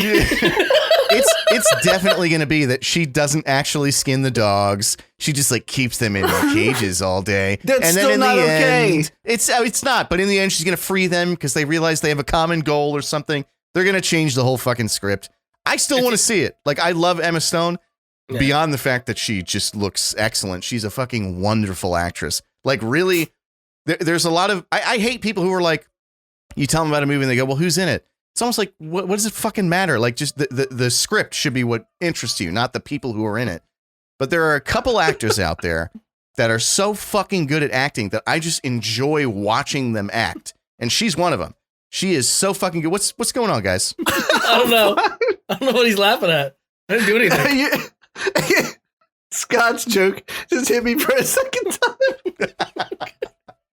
I just heard like, get. Oh, Scott, you win so far this week. I'm trying. Anyway, yeah, no, I agree. She's a good actress, 100%. The question is, how many Disney villains do they have to make me horny for? Like, when is enough? All of them. Like Maleficent? Like, yeah, Maleficent. Got it. Like you cast Angelina Jolie. Like, I don't care. I don't care what she did. I'm okay with it. Like, it's fine. Like, Maleficent's a way like, oh, she made one girl sleepy. Like, fuck, I don't give a shit. Like, she's hot. But they took her wings. Well, fuck, I'd make that bitch sleepy too. Give me my wings back. But right? I mean, like, honestly, like they chastised her. All she did was make a girl sleep forever. Like, would you? Okay, so here's the question: would you fuck Emma Stone as Cruella DeVille if she skinned Brody? And he shit on your carpet that morning. By the way, that's a part of it. All right, fair. I would get her all the way to the gallows. Oh no! Is there a way I can write "gat"? Because "get gallows" is probably a pretty good fucking. I mean, fuck. I mean, well, I mean, no. Well, it depends. Like, is she trying to seduce me afterwards? 100%. Yeah, it's your fantasy, baby. You do whatever you want. It's your spank bank. Yeah, bro. You're writing the script here. The question, like, where's it? Like, are they gonna try to like hypersexualize Ursula next? You know what I mean? Like where's the line gonna be? Like, thick Ursula. I'm into it. She's got tentacles, baby. Let's go. She's more of a leather mommy than Cruella DeVille, in my opinion. I'm ready for a thick Ursula. Are we getting a Jafar movie? Really? Like, is Jason Momoa gonna get my dick hard as Jafar next? Where's the line? What's too much? There is no too much with Disney. As long as people keep giving them money, they're gonna keep doing it. Like, what other villains can they possibly do? Like I mean, obviously Ursula. Are they going to keep it female? The future's female, right? Girls get it done. Are they going to keep it Disney female antagonist? Are they going to go? Are we going to get Jafar? Are we going to get Scar? Who's going to play Scar? Who knows? Probably like Brad Pitt. Like, yeah, they're going to male smoke show him. I mean, like, OG Scar has like premium bisexual energy, just like radiating off him at all times. So that's true. Let's be real, though. That's true. He gets down with the wildebeest. You know what I'm saying? Shallow end of the gene pool. You know, like, you're like, all right, I hear what you mean. I know what you've been doing with the gene pool, Jafar. Yeah, I'd let you do that thing you want to do. I don't know. I would posit that all you have to do to make the villain less evil is cast a hot lady. That sounds so shallow. But Beowulf, they made Grendel into Angelina Jolie for a minute, and you basically saw butt crack as she went into the water. Yeah, but like, Grendel's not that bad. All of us had to read Beowulf in like 5th grade, so like that's the last time we had heard Beowulf until we saw Angelina Jolie's butt crack. And Angelina Jolie's butt crack could make me forget a lot of things. You know what I mean? Like, yeah, that's now my only reference point to Beowulf is just Angelina Jolie's animated butt crack. Yeah, in like Gold or whatever she was in at the time. She was like going into some water or something. I don't know. Who cares? Yeah. Who cares that the true form is Grendel? I mean, as long as they can keep up the mirage. As long as there's the butt crack every now and then, who cares? Yeah. Well, it's a great equalizer. Great equalizer. All is forgiven. But like where's that like butt? They can't hypersexualize the mother from what is it? Fucking oh my God, Cinderella, right? You can't. Oh. That bitch had big hair. You can't make big hair sexy. You can't do it. She had that giant speedboat on her fucking head. Remember that thing? The giant top. Oh God, it was awful. Yeah. You have the old witch from Snow White, but I think they already did a Snow White in the Huntsman movie, didn't they? With Charlize Theron. God awful. Charlize Theron. Chris Hemsworth. They did 2 of them, I think, didn't they? Pretty sure. Yeah. Yeah. They did. So they made one, and then they made another one after that. They're like, that was good. Let's do that again. Yeah, Hemsworth was like, what can I do to stretch my my great acting skills in between all the Avengers films? And what do I Huntsman, do before bro. I have to cut this fucking hair off? I can just play Thor with no hammer. Let's just do that. Okay. I'm gonna, unless you guys have thoughts on the Cruella trailer, I'm going to skip the next piece of news because it's not super important. And I've realized that we have not only a couple BlizzCon announcements to talk about, but we also have Young Rock, WandaVision, and Grand Budapest Hotel. And we have like 45-ish minutes to do all that in. So I'm going to cover this one trailer, and then we're going to do BlizzCon. And I'm only doing this because I personally think it looks kind of fucking cool. There's an animated show coming to Amazon Prime called Invincible, which is based off of a comic book series by Robert Kirkman, who's famous for The Walking Dead. It's like an R-rated animated show based on a superhero family. The premise is a teenager, Mark Grayson, who's the son of the most powerful superhero on the planet, who is voiced by J.K. fucking Simmons. All the superhero names are generic and kind of dumb. His name is Omni-Man. But it seems like from watching the trailer, one, it's going to be bloody. He's splatting people in the fucking trailer. And it looks like there's some kind of weird dark secret that this most powerful superhero on the planet is like hiding from his son. And there's the fucking voice cast in this was through the roof. I don't know if you guys saw the names of Flashbacks. Yeah. Seth Rogen, Jillian Jacobs, Zazie Beetz, Mark Hamill, Walter Goggins, Zachary Quinto, Mahershala Ali, fucking our future Blade. It goes on and on. J.K. Simmons, of course. But I had heard that this was coming, and I never paid any attention to it because it's a property. I don't know. I just felt like, why get invested? I'll wait till I see something more substantial. First 3 episodes come out March 26th. I'm curious to see how you guys felt about it. Scott, did you like it? Did you hate it? I'm on the fence about it, to be honest. Yeah. The voice casting is exciting, but also like, I don't know. It just, I appreciate what they're going for. I appreciate the kind of throwback animation style to like those mid 90s animated shows like Batman and Superman, things like that. But at the same time, I'm gonna have to watch the first up. I'm gonna have to give that 2-episode rule, see if I actually give a shit about it. I'm excited to see J.K. Simmons doing something like this. Yeah, and Steven as well. Because I mean, since he got killed on Walking Dead, it's kind of been like bits and pieces of him like doing horror movie spots and shit like that. That's all I got. Meh. Yeah, we'll see. Derek, how about you? Yeah, I'm also on the fence. It's one of those things where there's like enough that like didn't really hit for me, but enough that does, that I'm like, all right, well, obviously I have to watch a couple episodes just to kind of see how I feel about it. The things that I do like, I have like I just love good voice acting. Even like when I'm just playing World of Warcraft and like some non fucking 10th tier NPC has a voice line, I like look their name up just because, you know. So when you have like a credit list of voice actors at the end of this trailer, that's literally, they need 3 screens to list all the well-known people who are doing the voice acting. I'm like, all right, well, that in and of itself to me is like, I want to see how those actors play those roles out, especially J.K. Simmons is just fucking great. I could hear him talk about how to change a colostomy bag. Yeah. It's like chewing scenery, baby. Just a great voice. I really hated the animation. It's like not doing it for me at all. Yeah. Like there was a lot of like frame skipping and like, yeah, there is. I don't know. That kind of stuff is just like, it just hits me in a bad way. But in any event, like I said, I'm going to watch it. I'm going to watch the first couple episodes because there's enough happening.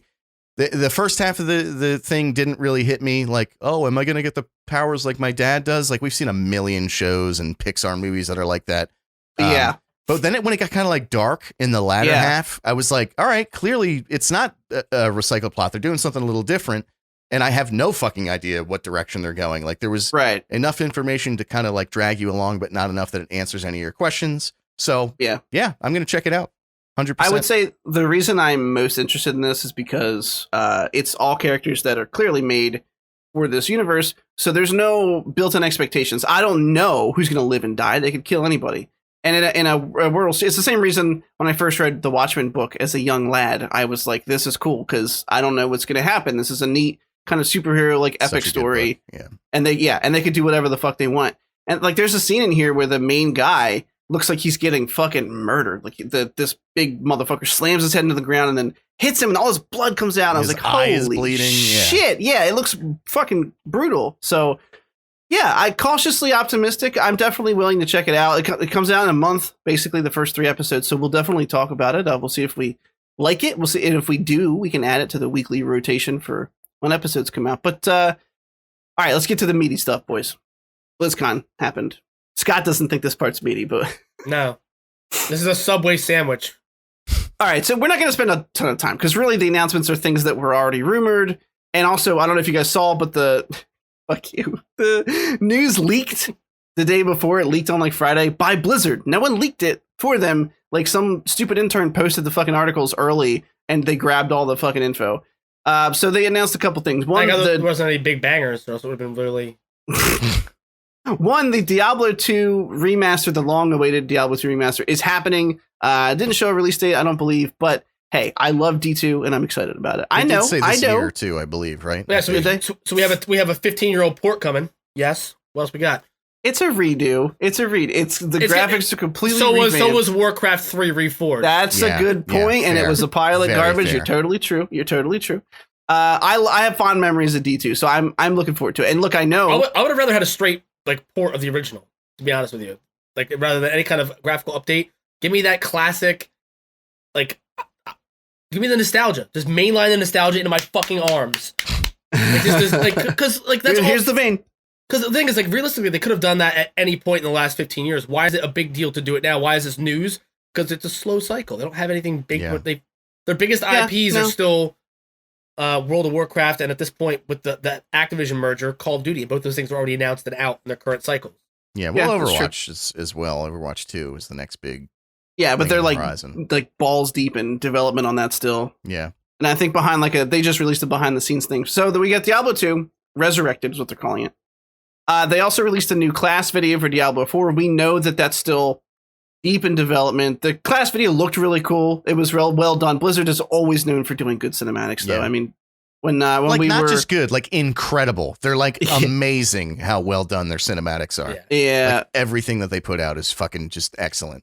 The original cinematic for the Diablo 4 announcement is like really fucking great. Yeah, it's fucking brutal. It's I know it's inspired by the original Hellraiser, but it puts it to shame at the same time. Yeah, it's really fucking good. Yeah. Dude, that like sheet of skin that she like yeah, down the fucking membrane. You feel like fucking dirty afterwards. Mm-hmm. I mean, you might feel dirty. You might feel aroused too. You know, kind of. Who knows? Who knows? It's a riddle. You have to figure it out. Oops. If my dick liked that, I would cut it off. I'd be so mad. Circumcision, baby. You gotta go! No! Is it like idle hands where you're just like trying to saw it off real quick before it makes bad decisions on your behalf? Yeah. All right, so Diablo 2 remaster, the Diablo 4 Clash trailer. They announced that there's a behind the scenes thing for the Overwatch 2 circuit, but the other two items that were World of Warcraft centered are one that was widely rumored for a long time now, which is that they're making Burning Crusade Classic as well. Yeah. And the way they're doing it is kind of neat, and we're not going to spend much time on it, but they're turning all the current servers into what they call progression servers. So all the current Classic servers will turn into Burning Crusade. However, if you don't want to do Burning Crusade and you want to stay in Classic, you get a free transfer to a legacy server that will stay Classic, and they're not forcing you to do it. So it's cool. They give you the option, and they're not charging you for the option. I played Classic when we did Douchebags and Dragons, and that was it. I like retail at this point so much more, and it's not like the nostalgia view of Classic in my head is fantastic, but then you actually sit and play it, and you're like, there's a reason that this thing has been changed and molded because it's just a lot. Yeah, it's so tedious. Our foray into Classic is the last time I'll ever play Classic. Like going going to retail now, like. Plus, who has time to have a fucking retail, all these retail tunes, as well as, as well as like leveling in Classic as well. I would have filled in, but I didn't know where you were going with that. Neither did I, apparently. I do have really, really fond memories of Burning Crusade. Don't get me wrong. Me too. That's the first like real deep dive I went into WoW is Burning Crusade. So yeah, I'm tempted to hop in for Burning Crusade. I'm not going to lie. Because the level cap was raised to 70. the grind was reduced by a quarter. Yeah. And I never did endgame during the OG Burning Crusade. I was too busy running around with Twinks being a spiteful little prick. I did a little bit. I remember doing Karazhan, which was fucking great. That place is so good. But I didn't do... I think I stopped at like... There's like Serpent Shrine Cavern and then Black Temple, and I don't think I did those two with a full raid group. But a lot of fond memories from that. I mean, I hit 60 the night Burning Crusade came out. I remember like my friends literally waiting on me to hit 60 so we could go to GameStop at midnight and pick up our copies of fucking BC. It was, a good time. And the kind of the cool thing here is like, if you want to play it, it's there, but they're not asking for more money. If you have a sub to WoW, you get to play it for free. So it's not the most... It's least they can do it for like $14 a month. You know what I mean? Yeah. Well, yeah, it's true. It is kind of a steep sub for an MMO still, like when almost all of them are free to play at this point. Yeah. I think WoW and like Final Fantasy are like the only two that still actually have a monthly sub. But yeah, I mean, I'll probably check it out because I probably will. I mean, I had a lot of fond memories of it. Shattrath City was like this giant, like kind of orange brown turd, but it was really cool at the same time. You know what I mean? No, I agree. Then, like that is my like I played vanilla like when it released. Like I never owned it, but I had a couple friends who had it, and I would play characters whenever I was over their house, but never like anything extensive. The first time I really had an unhealthy obsession with World of Warcraft was Burning Crusade. I made a Blood Elf Paladin. Dude, I loved it. I mean, it was, but I never got to endgame. I'm the same as you, Scoot. In that time, I've actually never been in endgame in any of the expansions, which is why I'm like fucking sticking with it this time. Which I'm almost there, by the way. But now, I mean, the amount of time that it took, like it was reduced by a quarter. I get that, but it's still 3 or 4 times as long as it takes now. More than, I mean, I just don't have that time to like have a character in retail now, multiple characters in retail, and play a Burning Crusade one as well. Yeah. I literally don't have the time in the day to do it. Otherwise, I would. I'm definitely going to check it out. Last thing they announced was the next content releases for retail, which is called Chains of Domination. I'm not really going to get into it, as I think, like you guys were saying, I'm the only one at max level right now. But they're adding some cool stuff in, some cool new areas, a cool storyline. It looks like they're I don't want to spoil shit for anybody. I don't know if you guys watched the trailer for it. No, I didn't for that reason. Okay. Right when I was starting to talk, I was like, oh shit, I don't want to do that. It looks cool. Patch 9.1 is coming out pretty soon. And after we finished all that BlizzCon news, I now know why you said Blizzion, because it's nothing exciting happened. Yeah, I like how Overwatch announced like we have 2 new levels coming. Like, aren't there only like 8 levels for your 8-year-old game now? Like, how many fucking original Overwatch levels are there? Like, that's why when I hear people talk about Overwatch, I'm like, I don't have any. I played it when it came out. It's like zero interest to go back. Don't get me wrong, it's fun, but it's fun for like small periods of. I couldn't imagine. Yeah, could never do it consistently. I'm with you. Like, when you give it a break for a couple months and go back, those like 10 matches, you're having like the time of your fucking life. Yeah, so I'm good. But it's an arcade game, right? Because like you get credit for a kill even if you only did 1 hit of damage on somebody. It's a game that shouldn't be. It's a dirty, filthy, casual game that people play like it's hyper competitive. They all use like all these meta like squads and all that. Like, it's bro. I remember when it first came out, and one of the metas early on because of an imbalance was like an entire team of Reinhardts, and I was like, fuck this game. Yeah, that is so unfun. That's what we did. We sat on the fucking payload, and there was like we all had our shields out in a fucking dome around it, and that's just how we got through. It's good. We can all agree that anyone who mains Bastion is a piece of shit, right? Like, from day one. Yeah, like your parents, your parents abandoned you because they knew that's what you were going to become eventually. It's just it's not a happy coincidence that's your main. You have no family that loves you. I feel like they capture flies and then tear their wings off. Yeah. And sort of like clap as they just sort of dance around. It's nightmarish. They're the kind of people that are happy that Jack Black is being cast as Claptrap. And people who main Bastion follow women around the mall or like around like public places just to watch them get nervous when they realize they're being followed. Oh no! I'm not. If you main Bastion, go fuck yourself. Get off. Don't listen to this show anymore. You're out. Yeah, we'll add you to the group of weebs and whoever else we offended along the way. People who main Bastion jerk off to the scene where Artax drowns in the swamps of sadness in the Neverending Story. Oh no. Okay. Main topic time. Do you have to pee-pee? I got to do it. I got it. Yep. Okay. That's fine. That's fine. Well, he didn't see Young Rock, right? He didn't see Young Rock. We could just start if you want. I mean, we can chill. We haven't chilled yet. I'll say we'll chill and then we'll start even if he's not back. Yeah, that works. Do you want to go first? Do you want me to go first? No, you can go. I trust you. All right. You trust me. I like that. Yeah. Hold my hand. You can find us on Twitter at the Schmeg Nerd. You can tweet at us all the live long day. Please tweet at us. We don't get any fucking tweets, boys. We want some questions. I want some comments. I want some corrections. If you have a question for us, you can ask us, tagging us with the hashtag AskTCN. If you have a correction, hashtag FuckTCN. You can, tell us how wrong we are. You can tell us how handsome you think Derek and Scott are. You can do any of those things and all of the above. Where else can they find us at? You can also Photoshop different fluids running down Jack Osborne's chin and tweet it at us. You should do that. Yeah, actually, hashtag. God, what? There's got to be a good hashtag for that. I'll have to think about it. Yeah. Where else can they find us besides Twitter, Scott? You can find us on Facebook. We are the Cynical Nerd on Facebook. You can find us on. That's. I mean, obviously Spotify. Yeah. I mean, Apple. Spotify. If you're listening to this, I don't know why I'm telling you where to find us. You can also go to our website, which again, if you're already listening to us, why the fuck am I telling you this? You can also go to thecynicalnerd.com, grab our RSS feed. I'm sure eventually we'll have behind the scenes stuff posted there. The problem is it's just been really hectic right now with everybody's work schedule, and we're sorry. Sorry, not sorry. I fucking hate that phrase. I'm so sorry that I said it. Are you sorry, not sorry that you said sorry, not sorry? I am indeed, and the hole goes infinitely down, and I don't want to trip and fall into it. We can also, if you still use email, questions at thecynicalnerd.com. Hashtag Yak Osborne.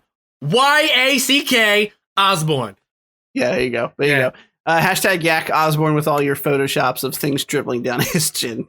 Probably finds a picture of him eating, right? That makes me feel dirty just to say out loud. Okay. Young Rock. Why did you make me watch this? I mean, I know that you didn't, but I feel like you did because you said you were watching it, and I was like, "Well, shit, I feel like I should watch the fucking thing now. See what's going on." So you didn't like it? That's what you're getting at? I don't know how I feel about it. So here's the thing: I would never watch a show like this. I don't watch sitcoms. I don't care about them, and I don't know. It just because it's not something I would watch. I had no interest in it. It's hard for me to even objectively say if I think it was good or not, to be honest with you. I would rather watch a fucking full length movie about his life because it is somewhat interesting, than a sitcom show that's trying to like insert jokes every 5 minutes. What I'll say is some of the joke writing was really, really, really bad. In the first like 2 minutes, there's like one throwaway line joke they do like while he's being interviewed, and I was like, this is gonna be fucking terrible. and I was bracing to hate the ever loving shit out of this, and I slowly just kind of got into it and didn't hate it at all. Like some of the dialogue is bad, but the thing is like he's so likable. He's so fucking charismatic and likable that like. But also, it's all a true story. Like the whole thing is I'm sure parts of it are exaggerated. You know what I mean? Gussied up a little bit. Yeah. I'm sure like bits and pieces, for comedic effect or but through this, it's not even funny. Like, I didn't laugh at any of it. I just genuinely enjoyed learning about him and how he was brought up, and a lot of it felt genuine. I thought it was casted wonderfully. People who played him, the little kid who played him was cringe, god tier cringe, but like, again, child actors all should be shot directly into the sun, like an embryo in a Superman movie. But y'all get that one, right? Quest for Peace. That's a deep thing. Oh yeah, it is. But ironically, if you shot the Rock's embryo into the sun on a nuclear missile, it probably would come back looking exactly like the Rock looks now. That's true. Yeah, just roided out, just HGH fueled fuck machine. But he was, I genuinely liked it. I'm actually looking forward to watching next week's episode because it really is just kind of like, and it's a bunch of people acting out him telling autobiographical stories. Yeah, I thought that was really interesting.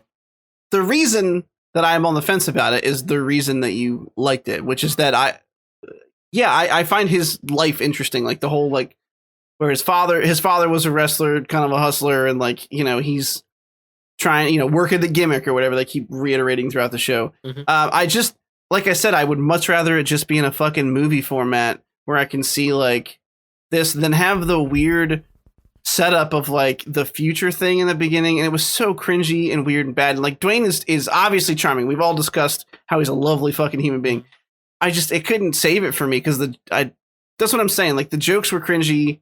All right, not all of them, but a decent chunk. But that's fair. But think about how tired and exhausting the How I Met Your Mother bit was of him telling the kids the story of their mother. And it's, first of all, Josh Radnor's a grown man, but Bob Saget's his voice 20 years later for no fucking reason.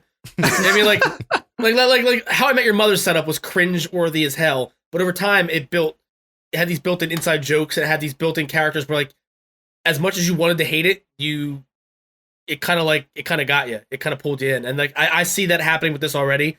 I feel like this might only get one season, but by the end of the season, I know I'm probably gonna be emotionally invested. Like he's charismatic. The casting is well done on the adult versions of him and the people who plays parents and even the Andre the Giant bits. I wanted to hate them. I wanted to so bad. I was like all right, like that, nothing felt like Malcolm in the Middle to me. Nothing felt so ridiculous that I didn't believe it. Nothing felt disingenuous. It all felt like, the way that you would tell a story that actually happened to you to entertain your friends. You exaggerate a few little bits here or there. Yeah. Or you tell it with more energy than maybe this original story had, but it all felt real. I don't know. It felt like to me, like if they did this as a movie, there wouldn't be enough time to do it. The sitcom format is tired and corny, but if you can forgive that, I think there's going to be something really interesting to watch here. I think if you really do like The Rock and you're interested in hearing about his life, I think it's going to be an honest portrayal and like an honest window into his upbringing and who he is as a person. And that to me is it's weird to do in this format, but it's also like it's fascinating to see him like show that kind of vulnerability. Yeah, where like he's talking about his father who's no longer with us. Like first episode's, is dedicated to his father, but he's also portraying his father as not a perfect man, but still saying that his father made him who he is today, and he's grateful for it. Yeah. So it's not it's not that weird hokey everything's perfect sitcom like cliche, but it's also not that super dark everything's fucked Roseanne kind of bullshit. You know what I mean? Like there's it's right in that sweet spot for me where I can appreciate it as the cynic I am, but still be like, oh, I will not be watching it weekly. However, once the season ends and I figure out how many episodes they gave it and if they're renewing it or not, I might go back and catch up on it. And here's the thing, like if they aren't like most normal sitcom series, like 22, like a full season's like 22 fucking episodes. Yeah. How do you not cover all the important or interesting things in his life in 20? Like if they said it was a limited thing with just one season, I'd probably be more interested in watching it than if I knew they were going to try and milk it for a couple seasons. I mean, like I said, let's be honest. This format can't last more than a season or two. It just doesn't. It doesn't feel like it has the legs for it. But you never know. All right. It depends on how far if they get to a point where he's playing himself as an adult, then it's gonna jump the shark. I mean, when they stop doing the everyone loves or everyone hates Chris thing, and it's just him like on the set of Fast and Furious with like some other actor playing fucking Paul Walker. Did that happen? No. But if that happens, that's probably like they get like Rob Schneider to play Paul Walker. Why? Why are you doing that? But they did, and they will. Probably because I hope Rob Schneider also gets into a horrible car accident. Fuck that guy. All right, boys. WandaVision. What did Deuce Bigelow do to you? Oh, he's like a crazy. He's a bag of shit. Yeah. Is like he really? As a human being, I've never Wait. The guy who played racist stereotype. Like tertiary characters for his entire career is a racist?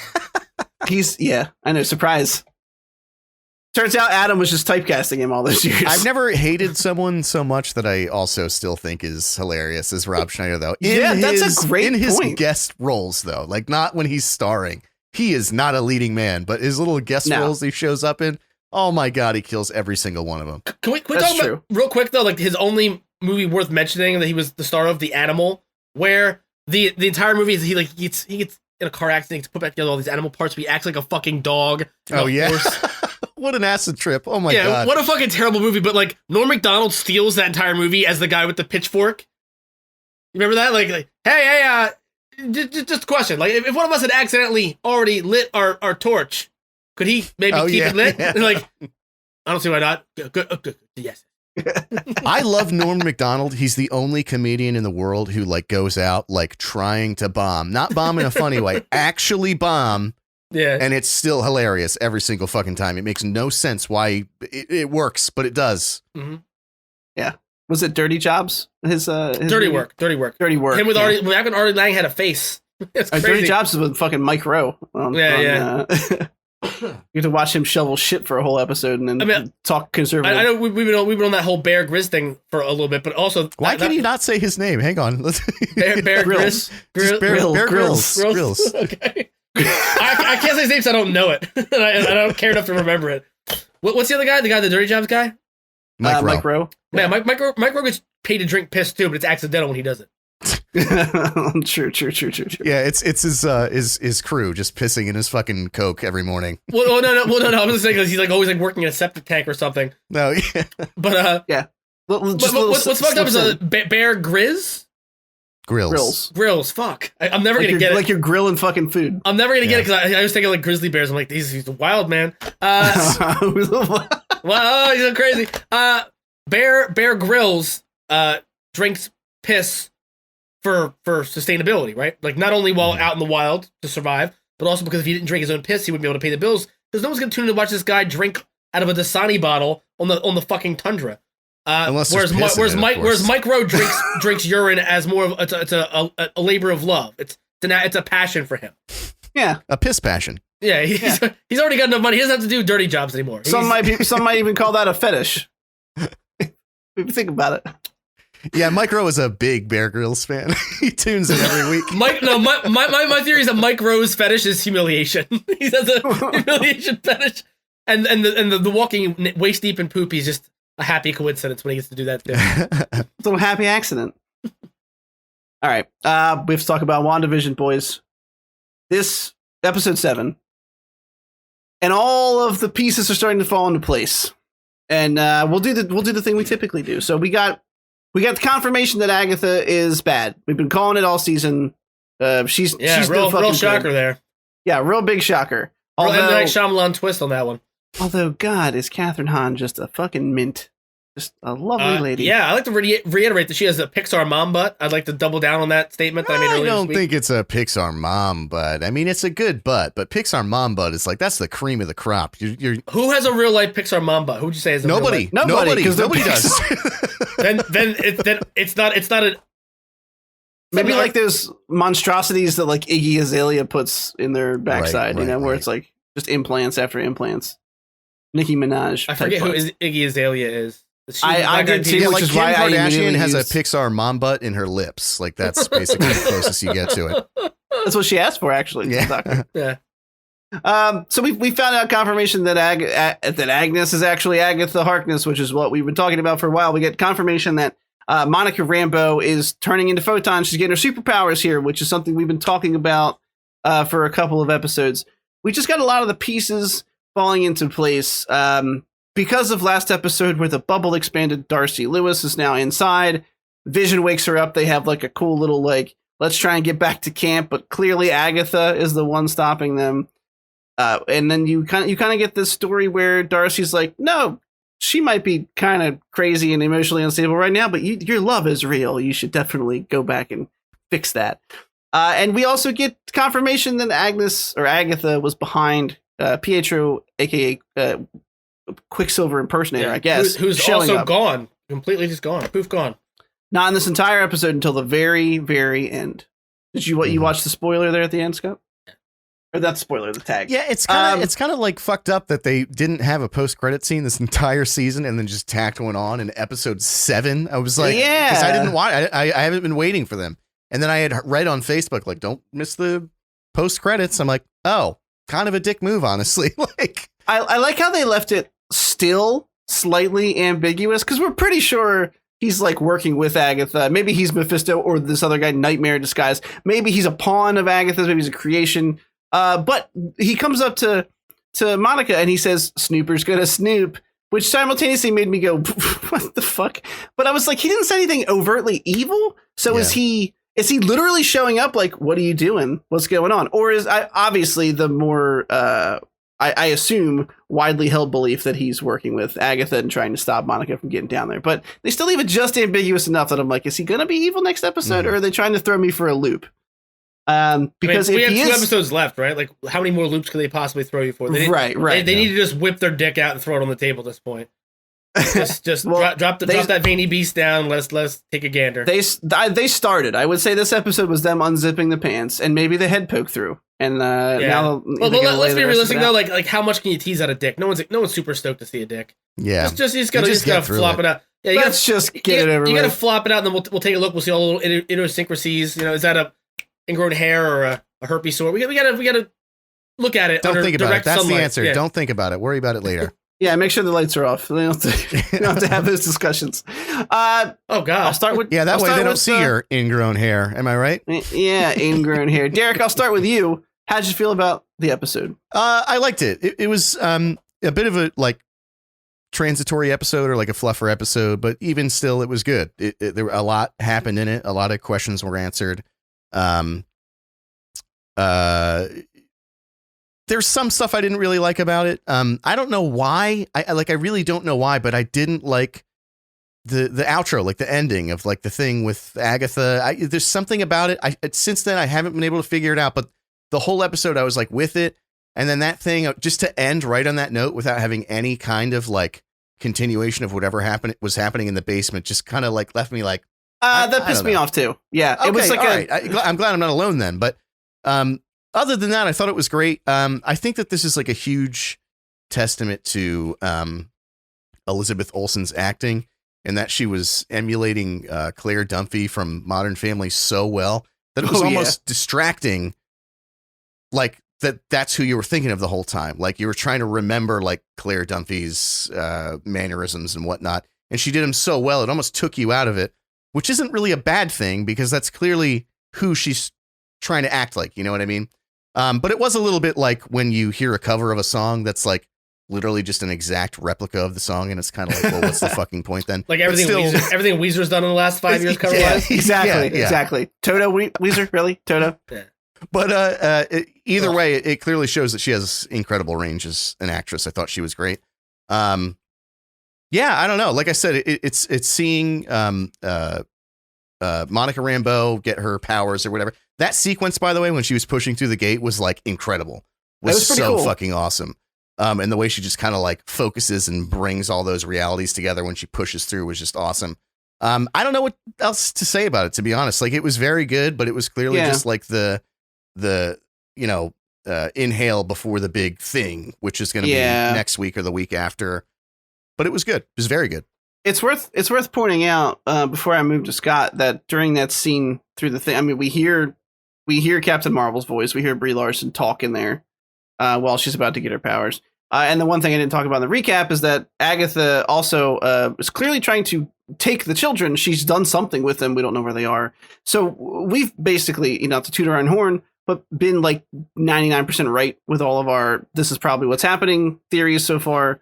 And really at this point, we're all kind of waiting for the other shoe to drop to see how far into these theories or expectations they're going to go. Like, are they going to go full House of M? Are they going to, to me, it kind of hinges on whether or not Pietro is actually like a construct of Agatha's or Mephisto or Nightmare, or actually a different multiverse of Quicksilver, because they're not going to do like House of M, bring mutants in, I wouldn't think, with Quicksilver that's come from another film franchise that Kevin Feige wasn't in charge of and had, let's be honest, a bunch of stinkers in it. I don't know. I don't know where they're going to go. But before I get ahead of myself, Scott, how'd you feel about this one?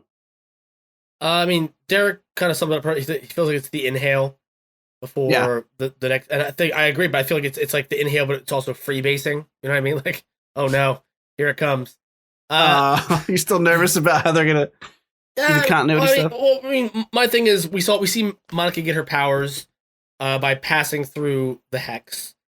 And the question is, is that because is it the entrance into the hex that changes your molecular structure, or is it time spent in the hex? Is it that she's, you know what I mean? Like are people that are also in there going to be affected by it? Are people who like, because we saw the hex get more volatile when it turned to red, right? And when it started developing other things. I mean, like, who's to say that Darcy won't have some kind of mutant ability post hex? You know what I mean? What is the deciding factor? Is it that she pushed through from the outside unwilling, or like against the will of the hex? That maybe she was stuck in that transition for long enough that it affected her genetic code more than the people who were just enveloped by it? It has to be the perimeter defense that makes that mutant gene activate. It's got to be. I also don't get like what. And I generally don't question stuff like this because it's so like, you know, at some point you ask questions like this and the answer is always going to be, you're watching a fucking TV show. Like just watch the TV show. But like, what is it about Monica that she can resist the sort of, and maybe I missed something, which is specifically why I'm asking it. Why does she still have like her agency in her mind when she's in there as opposed to everybody else in there? Like, I don't get why she. The first time she didn't. Right. Exactly. Right. So it's like not something like innate. But this time that happened. So what happened? Well, this time she became powerful on her way. Like she gained her powers on the way in. I don't know. Right. You see it's a good point. Yeah. You can see that when she lands, her eyes are blue. So like, I'm not sure what are her character's abilities supposed to be canonically. They're pretty similar to Captain Marvel. I believe it's like control energy and stuff like that. Let me look her up. She can like see in the electromagnetic. Fucking spectrum, right? That would make sense as we saw her views. Yeah, I don't know exactly either. She can transform herself into any energy within the electromagnetic spectrum.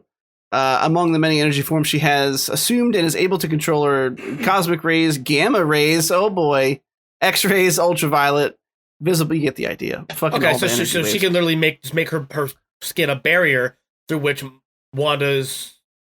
Oh, right? Like whatever the energy is, like bounces off of her. Yeah. Well, the cool part about the energy waves is by assuming an energy form, she gains all of that energy's properties, which means that if she turns into a ray that's invisible to the human eye, she's invisible. Mm-hmm. That's pretty fucking cool. Yeah, that's actually cool. The most frequent exception being visible light, and is capable of flight in all of her energy forms. She can project those energies from her body. Yeah, so it's kind of a little similar to Captain Marvel, but also a little different there. Sounds pretty cool. Yeah. I gotta see how they're gonna wrap this up before I know how I'm gonna feel. Like I'm uneasy about it. Yeah. I can understand that. I'm a little nervous how they're gonna juggle everything. I mean, I'm pretty sure Agatha has a partner because that basement looked like there was a summoning thing going on where there was like a book on a shelf. Yeah. I feel like it's too soon to bring in Mephisto though. I feel like that's gonna be like where it gets corny to me. Maybe they just hint at it at the end, you know? Maybe. Maybe it's like Agatha's doing all this with Mephisto's power, but they don't actually show him. They just reference him or something. I feel like to make him like to do this big reveal with Agatha at the end of episode 7, and then they have 2 episodes left. And then they like to somewhere within 2 episodes, you're like, oh, but here's the real antagonist would be like, right. Ugh. Agatha has to be the antagonist of this. There's probably just going to be some mention where she's probably trying to summon Mephisto. Or do it like, you know what I mean? She's probably right. Exactly. And in the like last fucking, 45-second shot, they show that she was actually working for someone or trying to. She'll say some throwaway line about like, I'm trying to get the children for him or something. Yeah. Something like that. There's any number of ways they could rewrite this. Like there was always that copy paste villain on Buffy the Vampire Slayer who was trying to sacrifice somebody to appease a demon, right? Or like do something along those lines. Who's to say that this whole thing isn't her? I mean, if she's a servant of Mephisto, or if she's someone who wants to get his attention to maybe become a servant of Mephisto, it could be not only a story about Wanda and Vision, but it could be also the origin story of her in a way, like and how she comes to work for Mephisto. Right. I feel like there's got to be you need more screen time than what we have left to really pull that back and explain that there's a Marvel devil and all the like. I mean, because like you have to show how he's. I'm with you on that. You have to show how he's like affected change this entire time. You have to show how he's had his influence, his hand in things over the course of the entire MCU. If you want to make him a big bad at this point, and you can't do that on TV. First of all, because you have to acknowledge that he had his hand in all these other bigger events maybe that happened in the past. Because if he's a devil, he's eternal. He's been aware of this the entire time.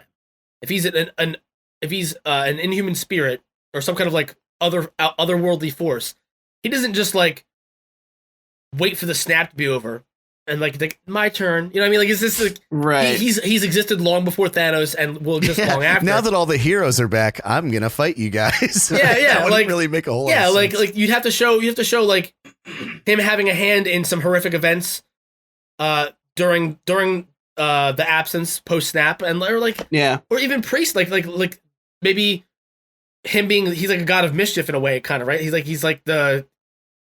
He's not like Loki, but he's like basically a monkey's paw of a character. Mm-hmm. Yeah, he like twists your wish. So like there's ample opportunities they could use. Like someone could like summon him, like Cliff Barton could somehow try to bring back Black Widow and make a deal with Mephisto.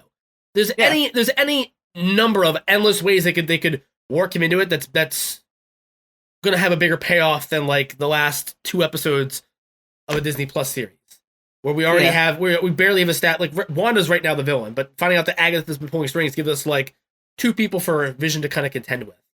Yeah, we're already in Sam Raimi territory. We need to dial it back a little bit. We need to get one bad guy.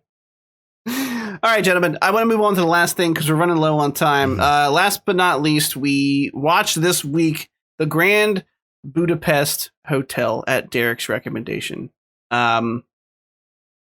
It was a movie, and I watched it with my eyes. And I can tell when Chris doesn't like something because he'll just be like, "I did it." Like he's like, I don't know how Scott feels about it. I have an inkling of how Scott feels about it, but here's the thing. You know how I feel about it. You, Derek, you hyped this movie up for me, and I don't think it was intentional. I can tell you just truly love this film. And I can appreciate this film, but I did not enjoy this film. How could you not enjoy Ralph Fiennes' fucking magnetic... And you guys talked about it before, and Ralph Fiennes is great, but we talked about it before.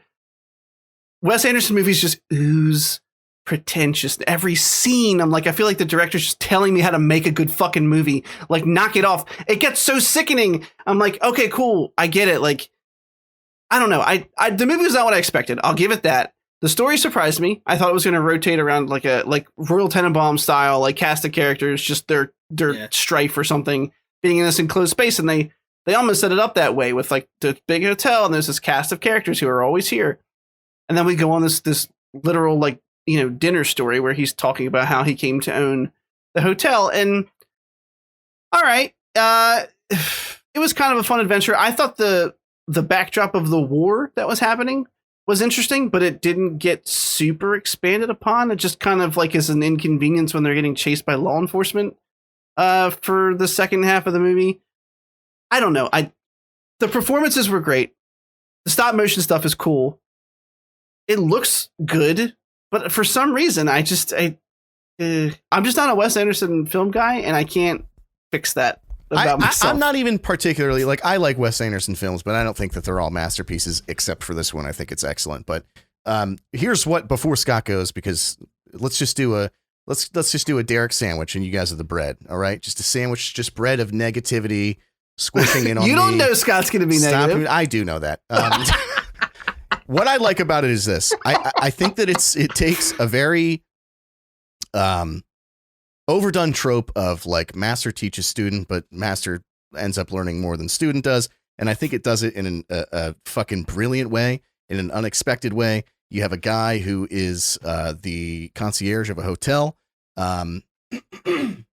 lives very finely, has fine taste, yada, yada. He basically gets an immigrant that's been displaced in his care. Sorry, I don't know what's going on right now. I think that this beer is giving me GERD that's making me stop. I don't think my beer liked Grand I think you're welling up with like just all the emotional weight of and you're expecting to carry this entire review out of the negative, right? You're trying to drag us out of the red, and that's a lot to put on your shoulders. You're like Scarlett Johansson. You got red in your ledger, trying to clear it out. And fuck, by the way, I hate that line. It's so bad. It's really the worst. But anyway, I just think it does it well. I think like there's these scenes that they paint. They paint in a funny way, like when he breaks him out of jail, and he's like, "Oh, did you bring this whiskey or this perfume or whatever?" And he says no, and he has this freak out, and he's like, "What what hole did you crawl out of? And he's like, actually, here's the hole I crawled out of. And he basically has this experience where he's like, oh, like I've lived in this bubble of just niceties and fanciness for my entire life. And I'm talking to you like from that bubble, not realizing that you've lived these horrible experiences that I just had in jail for 6 months or however long it was for your entire life. And gives him this genuine apology. I just thought that the relationship between Gustav and Zero was excellent. And the lessons that they 100% agree with that. Learn from one another. And of course, the cumulative scene where Gustav basically gets killed by the Nazis trying to defend Zero was really emotional. Ultimately ends up like learning that lesson and paying for it with his life. I thought it was excellent. I thought it's a really, really just magical fucking movie, beginning to end. I thought the set pieces were great. The way all the shots were framed was excellent. Music, great. Acting was great throughout. I have to give this one like a 9 out of 10 easily without even thinking about it.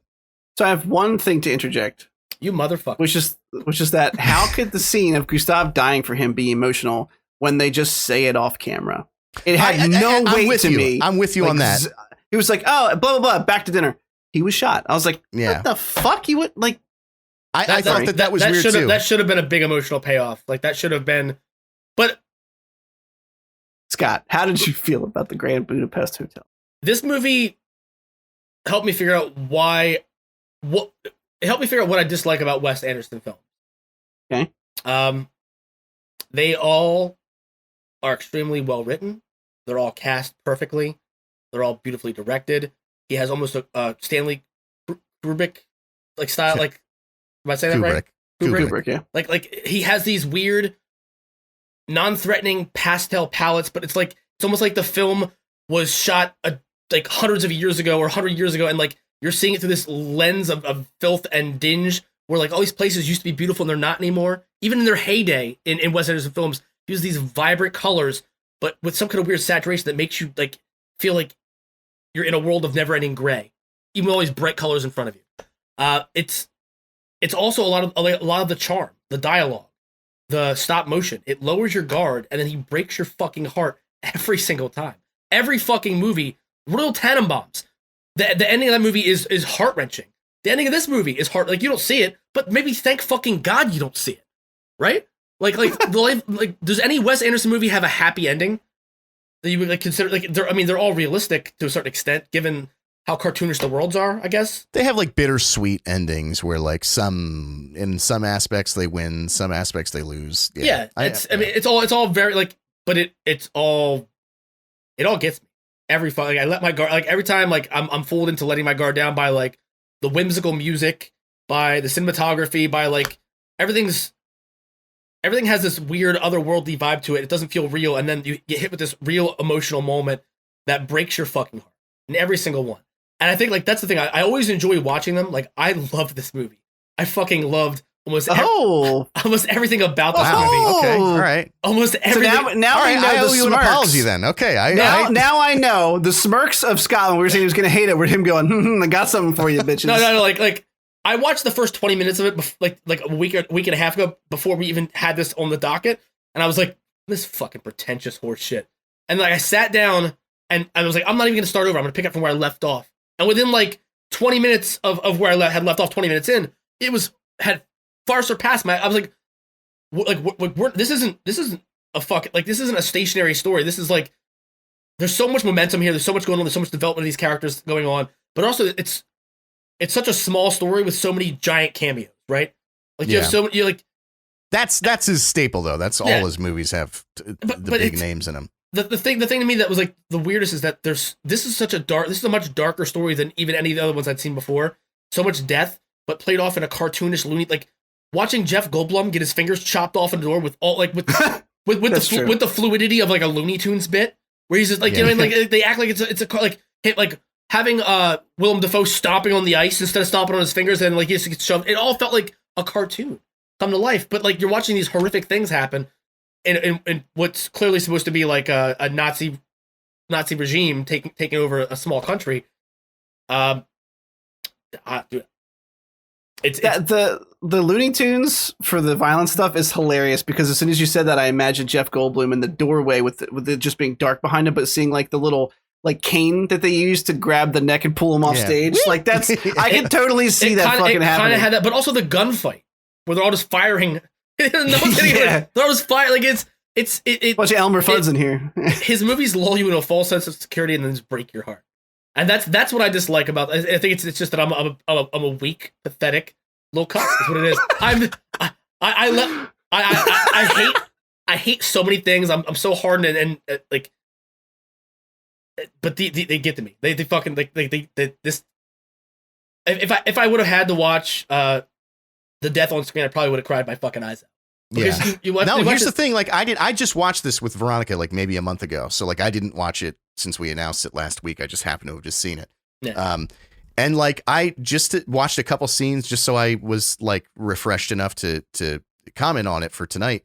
Yeah. And even that scene, like just when he like throws the glass down and he like stands up and get in his way, I got like welled up. I'm welling up right now just thinking about it. It really is. His movies have that quality where it's like it's very fun and lighthearted, but like very, very serious things are happening throughout. Yeah. Even Moonrise Kingdom, which I do not like as much as most people do. Oh, I hated that one. That was unbearable. Yeah.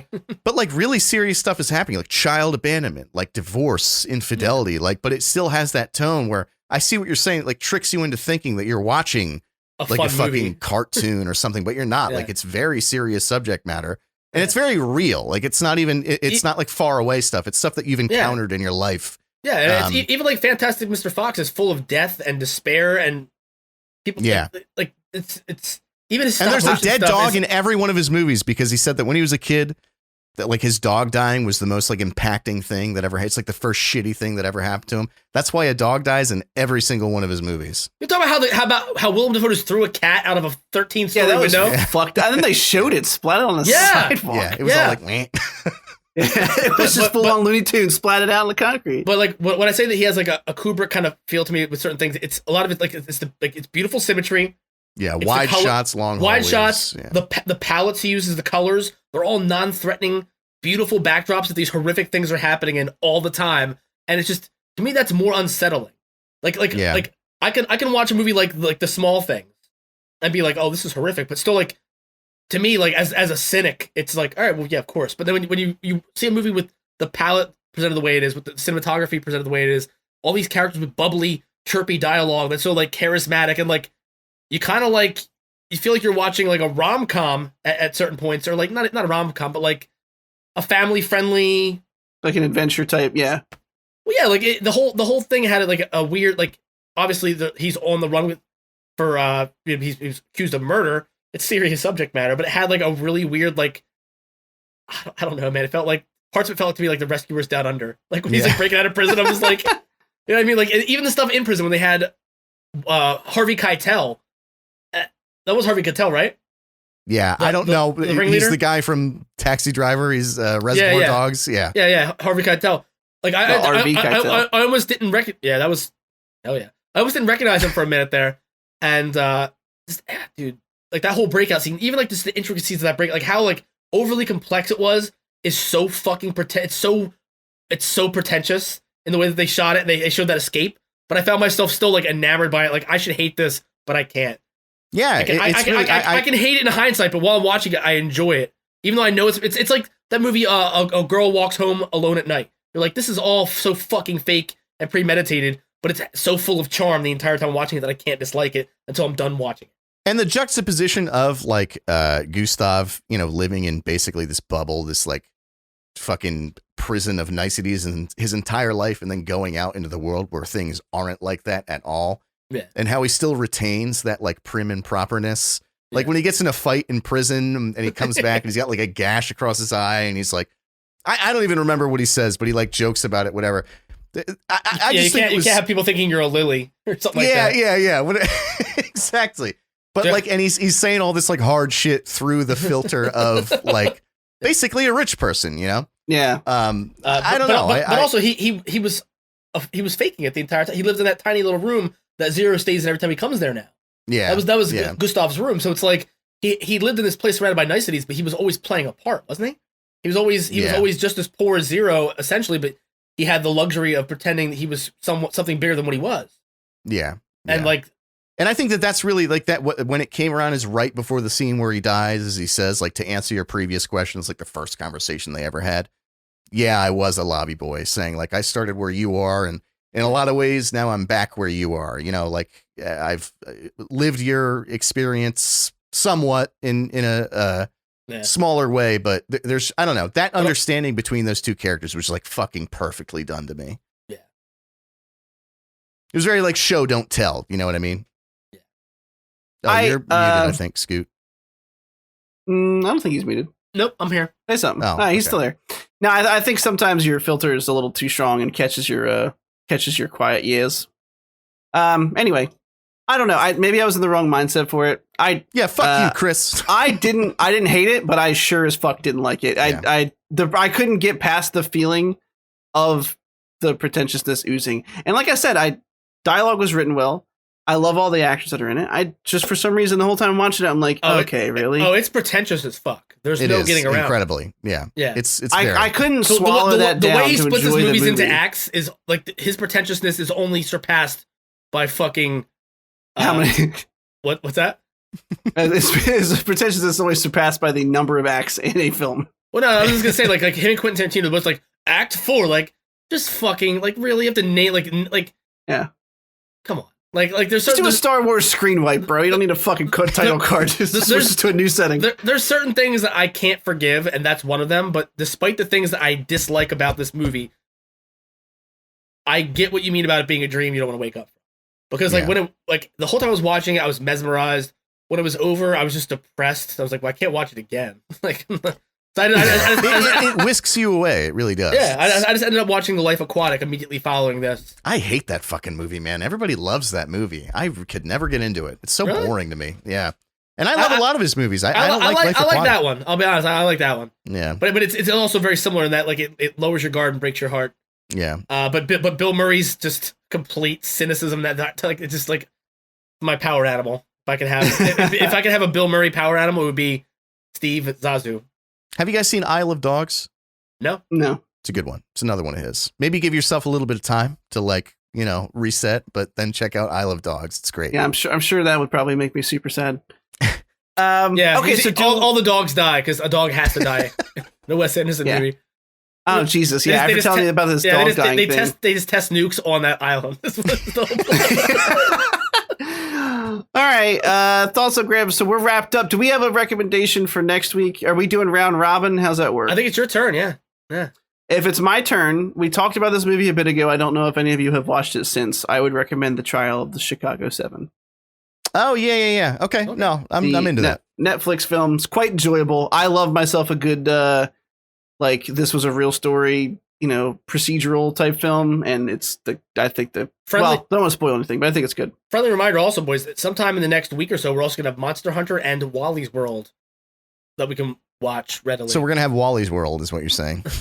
I mean, I feel like we need to watch both because we're gonna have a lapse where there's no WandaVision in 2 weeks. Yeah. I'm saying once that's over, Monster Hunter and Wally's World back to back. Double that's feature. The time for that. Yeah. That's definitely the time that's just going to be the most negative zone we've ever been in on the Cynical Nerd. I'm excited for Wally's World. Fuck. Same, Wally's World, sure. And if I'm not paying for Monster Hunter, sign me the fuck up. Well, you're paying for it with hours of your life you'll never get back. But I mean, it's going to be those hours drinking and jerking off anyway. All right, we got to wrap it up. We're running a little over. Derek, where can everybody find you on the internet?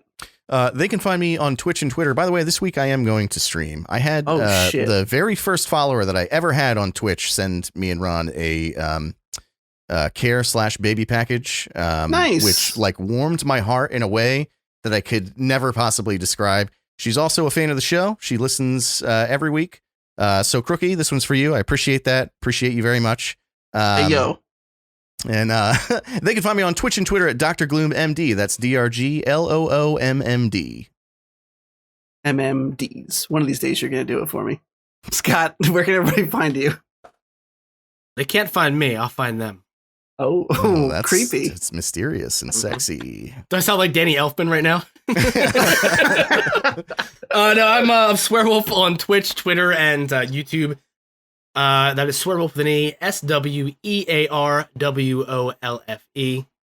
Danny Elfman. Nice. Definitely a sexual predator. Watch out. He's everywhere. Look out for that guy. He's like Santa Claus. You better not pout. You better not cry. That just gets his cock harder. Yeah. Just tell the FBI. That rhymed. That Listeners, works. we're here to tell you he's behind you. Yeah.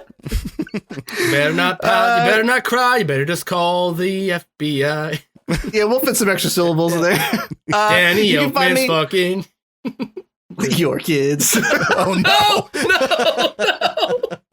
You can find me on Twitch and Twitter at TCN Plays. It's going to wrap it up for the week. So next week, we're going to do Trial of Chicago 7, WandaVision, the penultimate episode of WandaVision. I love that fucking word, so I use it whenever I possibly can. And, whatever else comes our way. We'll figure some shit out. But for now, we'll see you guys next week. Thanks for hanging out. See ya.